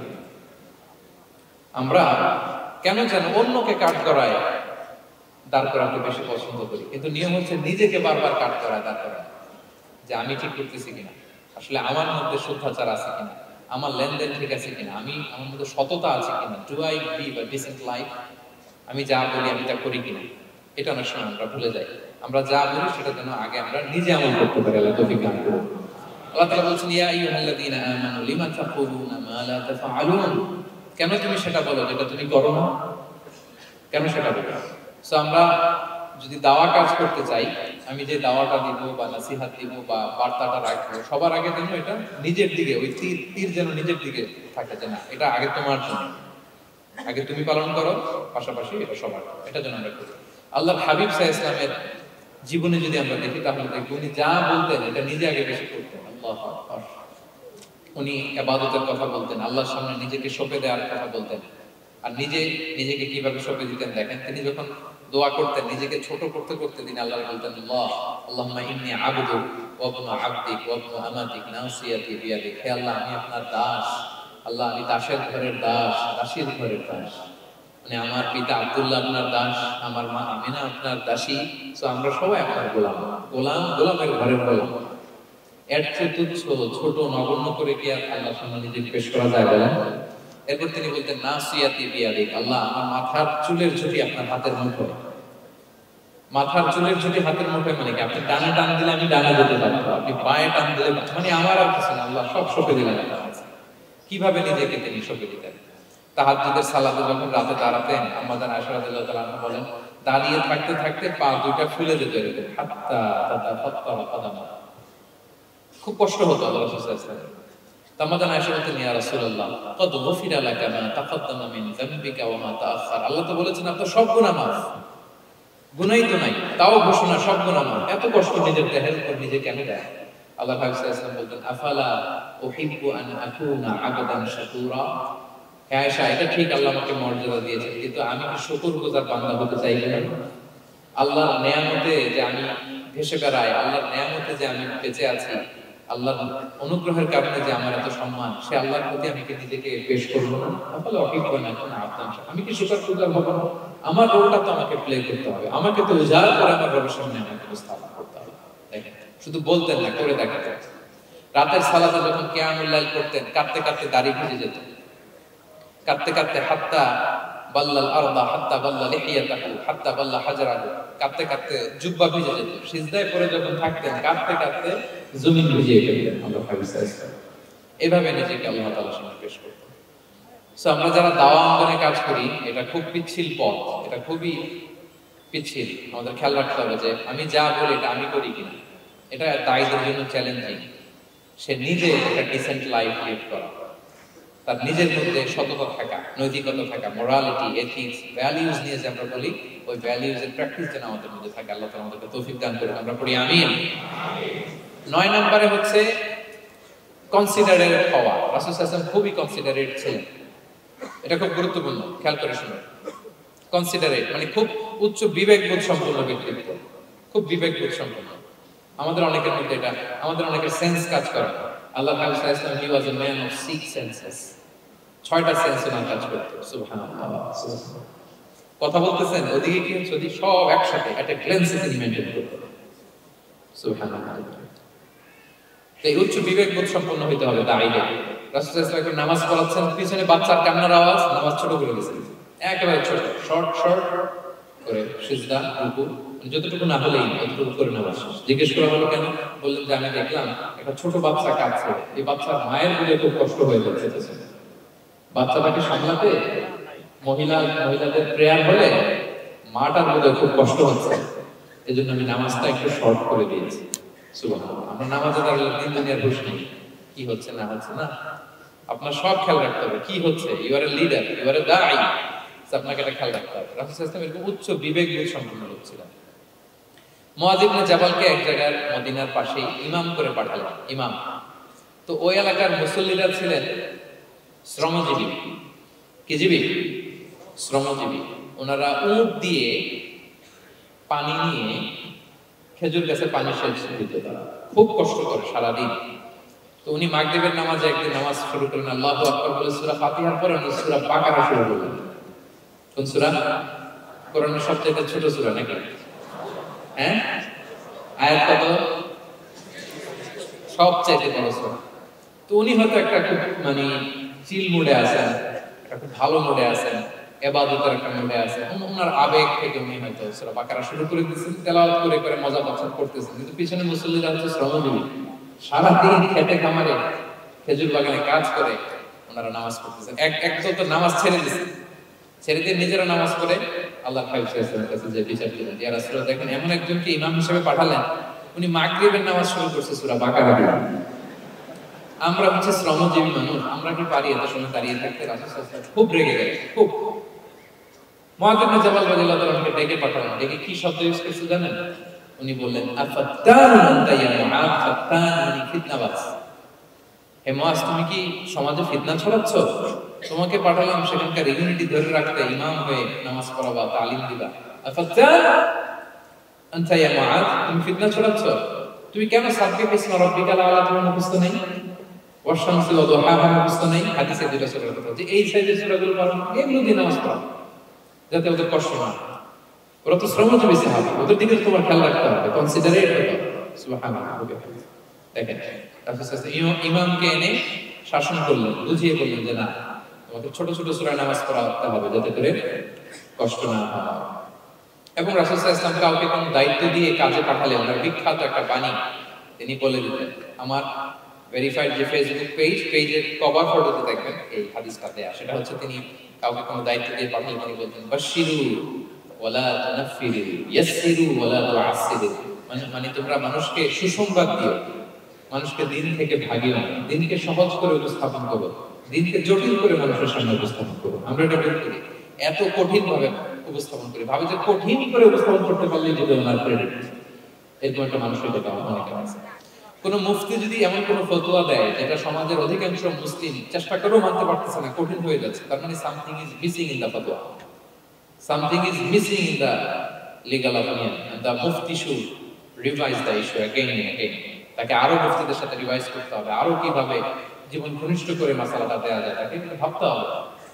কারণ আল্লাহ দিনের মধ্যে জটিলতা রাখেননি, কাঠিন্যতা রাখেননি। আমরা দিনকে কঠিনভাবে মানুষের কাছে উপস্থাপন করি, মানুষকে ভয় দেখাই না, হতাশ করি, দিন থেকে ভাগাই। রাসূলুল্লাহ বলেছেন খবরদার দিন থেকে ভাগিও না, সহজ করে মানুষের কাছে উপস্থাপন করো, দিনকে জটিল করে মানুষের কাছে উপস্থাপন করবে না। তো তাহলে কনসিডারেট ছিলেন রাসূলুল্লাহ, খুব উচ্চ বিবেকবোধ সম্পন্ন ব্যক্তি ছিলেন। একবার মাগরিবের সালাতে অথবা এশার সালাতে হাদিসে এসেছে যে ইহদা সালাতাই ইশা, মানে মাগরিব অথবা এশায় হাসান হুসাইন রাদিয়াল্লাহু তাআলা আনহুকে নিয়ে তিনি নামাজে গেলেন। নামাজের এক পর্যায়ে সিজদারত অবস্থায় ওনার নাতি হাসান রাদিয়াল্লাহু তাআলা আনহু ওনার কাঁধের উপরে চেপে বসলেন, দীর্ঘ সিজদা দিলেন। এরপর যখন নামাজ শেষ করলেন, সাহাবারা বললেন ইয়া রাসূলুল্লাহ, এত লম্বা সিজদা দিতে তো কখন দেখি নাই, নামাজে কি অসুস্থ হয়ে গেলেন অথবা নামাজ চলা অবস্থায় কি কোরআনের আয়াত নাযিল হলো? রাসূল সাল্লাল্লাহু আলাইহি ওয়াসাল্লাম বললেন কুল্লু যালিকা লাম ইয়াকুন, একটাও না, বরং ওয়ালাকিন নাবনি ইরতাহালানা, আমার নাতি আমার কাঁধে উঠছে। ফাকারিহতু আন উআজ্জিলাহু হাত্তা ইয়াকদিয়া হাজাতা, আমি সিজদায় উঠতে গেলে তো ও যে খেলতেছে এটা ডিস্টার্ব হয়ে যাবে, সো যতক্ষণ না ওর খেলা শেষ না হয় আমি একটু ওয়েট করতেছিলাম। তার খেলাধুলা শেষে তার সময় যখন নিচে নেমে গেছে আমি তখন সিজদা থেকে মাথা উঠিয়েছি। কি কনসিডারেট ছিল, কি উচ্চ বিবেকবোধ সম্পন্ন, অন্যের যাতে কষ্ট না হয়, অন্যের যে কোনো কনসার্ন, এগুলো সব তিনি খেয়াল রাখতেন। সো দাঈদের এরকম সিক্স সেন্সের অধিকারী হওয়ার চেষ্টা করতে হবে। আল্লাহ তাআলা আমাদের সাথে অভিজ্ঞতা দেন। কয়টা গেল? 9টা। আর একটা সর্বশেষ, এটা খুব গুরুত্বপূর্ণ, আপনাদের সাথে খুব রিলেভেন্ট, খুবই রিলেভেন্ট, মনোযোগ দিয়ে শুনুন। সেটা হচ্ছে প্রপার টাইমিং ফর দাওয়া। দাওয়ার জন্য টাইমিংটা খুব গুরুত্বপূর্ণ। টাইমিং প্রপার টাইমে যদি দেন এটা ক্লিক করবে, এটা স্পার্ক করবে। আর যদি সময় মতো না হয় এটা কাজ করবে। প্রপার টাইমে প্রপার দাওয়াটা দিতে হবে, সঠিক সময়ের অপেক্ষা করা, যখন সেই সময়টা আসছে তখন দাওয়া দেওয়া। বুঝতে পেরেছেন না ব্যাপারটা? একটা ছোট উদাহরণ দেই। এক ইহুদি কিশোর রাসূল সাল্লাল্লাহু আলাইহি ওয়াসাল্লামের খেদমত করতো। ইহুদি কিশোর, কোন ধর্মের কিশোর বলেন তো? ইহুদি কিশোর। প্রায় আসতো রাসূল সাল্লাল্লাহু আলাইহি ওয়াসাল্লামের কাছে, আসতো রাসূলুল্লাহ সাল্লাল্লাহু আলাইহি ওয়াসাল্লামের সেবা করত, কিন্তু তাকে কখনো রাসূলুল্লাহ সাল্লাল্লাহু আলাইহি ওয়াসাল্লাম দিনের দাওয়াত দেন। ছেলেটা ইহুদি, কিন্তু তার সামনে কখনো দিনের দাওয়াত তিনি দেন না। একদিন দেখে যে ওই ছেলে আসে না, লাগাতার এরকম কয়েকদিন যাবত ওই ছেলে আর আসে না। তখন রাসূল সাল্লাল্লাহু আলাইহি ওয়াসাল্লাম খোঁজ নিলেন যে কি হয়েছে। তখন রাসূল সাল্লাল্লাহু আলাইহি ওয়াসাল্লাম শুনতে পেলেন যে ছেলেটা অসুস্থ। ছেলেটা কি অসুস্থ। আল্লাহর হাবিব সাল্লাল্লাহু আলাইহি ওয়াসাল্লাম তার বাসায় গেলেন, যে দেখলেন যে বিছানায় পড়ে আছে ছেলে।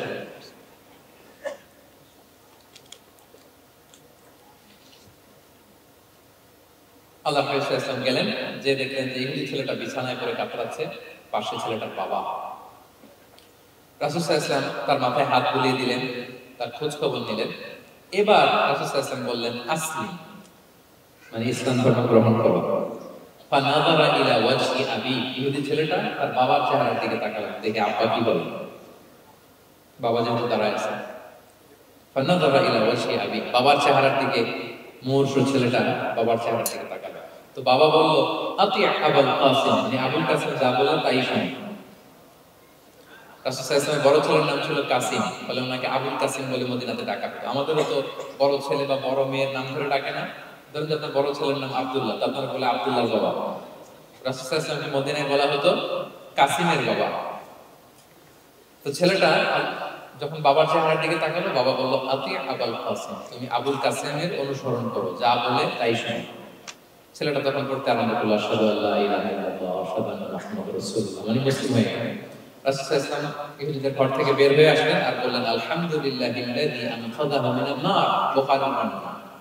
প্রশংসা সে আল্লাহ, যে আল্লাহ এই ছেলেটিকে জাহান্নাম থেকে মুক্তি দিয়ে জান্নাতে বানিয়ে দিলেন। দেখেন রাসূল সাল্লাল্লাহু আলাইহি ওয়াসাল্লাম একটা প্রপার টাইমিং এর অপেক্ষা করতেছিলেন। এতদিন রাসূল সাল্লাল্লাহু আলাইহি ওয়াসাল্লামের ঘরে যে ইহুদি কিশোর খেদমত করে, কাজ করে দিয়ে আসে, একদিনও দাওয়াত দেয়। রাসূল সাল্লাল্লাহু আলাইহি ওয়াসাল্লাম একটা ভালো সময় খুঁজতেছিলেন। শুরুতেই যদি দাওয়াত দেয়, ওই ছেলে আশাই বন্ধ করবে, ভাববে খাইছে, আমার ধর্মান্তরিত করতেছে। ঠিক কিনা বলেন? যে আমার একটা ফেইথ আছে, সে তো আমার ফেইথ কেড়ে নিতে চায়, বা তার বাবাও ভয় পাবে। রাসূল সাল্লাল্লাহু আলাইহি ওয়াসাল্লাম যখন অনেকদিন তার সাথে মিশলেন, রাসূল সাল্লাল্লাহু আলাইহি ওয়াসাল্লামের ব্যক্তিত্ব, রাসূল সাল্লাল্লাহু আলাইহি ওয়াসাল্লামের কথা বার্তা, আচরণ, মানসিকতা সব দেখে যখন এই ইহুদি ছেলে তার বাবা ইমপ্রেসড, এবং ছেলেটা শুয়ে আছে বিছানায় মুমূর্ষ, এই প্রপার একটা টাইমিং এর অপেক্ষা রাসূল সাল্লাল্লাহু আলাইহি ওয়াসাল্লাম। যখনই সেই সময়টা এসেছে, রাসূল সাল্লাল্লাহু আলাইহি ওয়াসাল্লাম দাওয়াত দিলেন, মুহূর্তের মধ্যে ক্লিক। আল্লাহু আকবার। এই প্রপার টাইমিং এর অপেক্ষা আমাদেরকে করতে হবে। এই সুযোগটা কিন্তু আপনাদের আছে। আমি শুরুতেই বলেছি যে ডক্টরস যারা, তাদের কাছে মানুষ কখন আসে? সুদিনকালে না দুর্দিনকালে? বলেন তার বিপদ, এর চেয়ে বড় বিপদ নাই। ক্যান্সার নিয়ে আসছে, ডায়াবেটিস নিয়ে আসছে, অসুস্থ, অসহায়, মানে ভাবখানা এমন, আপনি ছাড়া তার আর কোনো গতি নেই। ঠিক কিনা বলেন?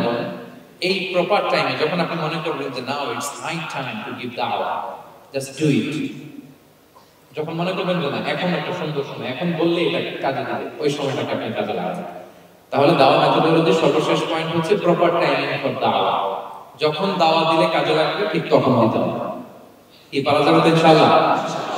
আল্লাহ তাআলা আমাদের সবাইকে তৌফিক দান করুন। তাহলে প্রিয় ভাইরা, আমি একটু রিভাইজ করি আপনাদের সাথে কি কি নিয়ে কথা বললাম। প্রথমে আমরা বলেছি যে আমাদের মধ্যমপন্থী হইতে হবে, বাড়াবাড়িও করা যাবে না, ছাড়াছাড়িও করা যাবে না। আমরা কোথায় থাকবো? মাঝামাঝি, মাঝামাঝি। এরপরে আমরা বললাম ওরাল দাওয়ার চেয়ে প্র্যাকটিক্যাল দাওয়া, লিভিং দাই হতে পারলে ওটার ইফেক্ট অনেক বেশি। এরপর আমরা আল্লাহর হাবিব সাল্লাল্লাহু আলাইহি ওয়াসাল্লামের সিরাত এবং সুন্নাহ থেকে 10টা মেথোডোলজি, দাওয়া মেথোডোলজি আলোচনা করেছি। তার প্রথমটা ছিল ভেরি সফট এন্ড মাইল্ড, দাওয়া ল্যাঙ্গুয়েজটা সফট এন্ড মাইল্ড হতে হবে। 2 নাম্বার কোশ্চেন থ্রো করতে হবে, অ্যাটেনশন ড্র করার জন্য। 3 নম্বরে visual explanation to make the দাওয়া মোর ইফেক্টিভ এন্ড প্রোডাক্টিভ। তারপর 4 নাম্বার গ্রাজুয়ালি, ধীরে ধীরে, ধাপে ধাপে, একবারে সব চাপিয়ে দেওয়া যাবে। 5 নম্বরে ইমোশনাল ইন্টেলিজেন্স ইউজ করতে হবে। 6 নম্বরে ফুল অফ লাভ, দাওয়া should be full of love.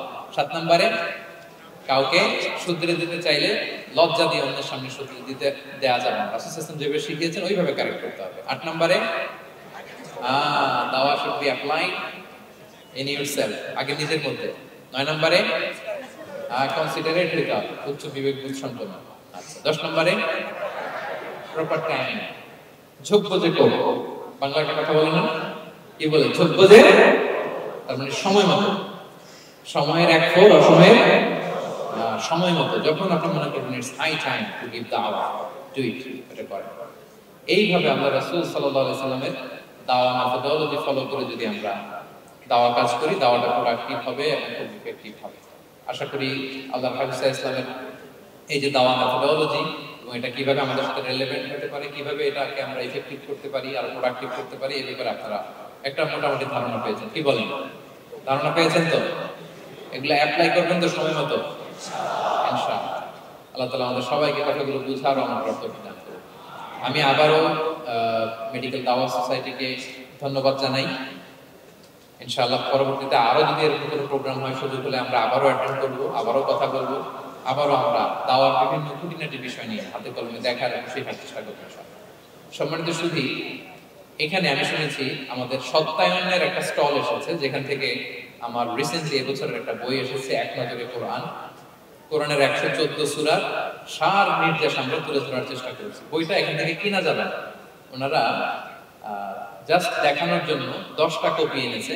আপনারা শুরুতে যেই যদি 10 জন কিনে ফেলেন তাহলে বাকিরা বঞ্চিত হবে। এজন্য আমি ওদেরকে বলে দিয়েছি বিক্রি করা যাবে না, কারণ হাজার হাজার লক্ষ লক্ষ মানুষ প্রি অর্ডার করে রেখেছে, ওগুলো সাপ্লাই দিতেই পাবলিশারদের অবস্থা খারাপ।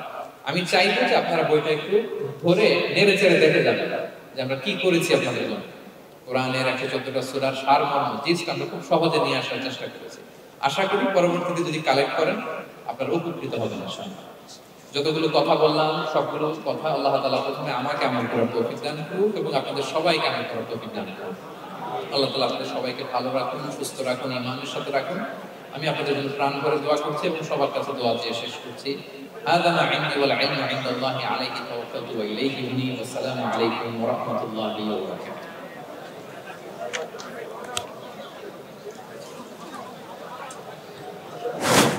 এটা কেন?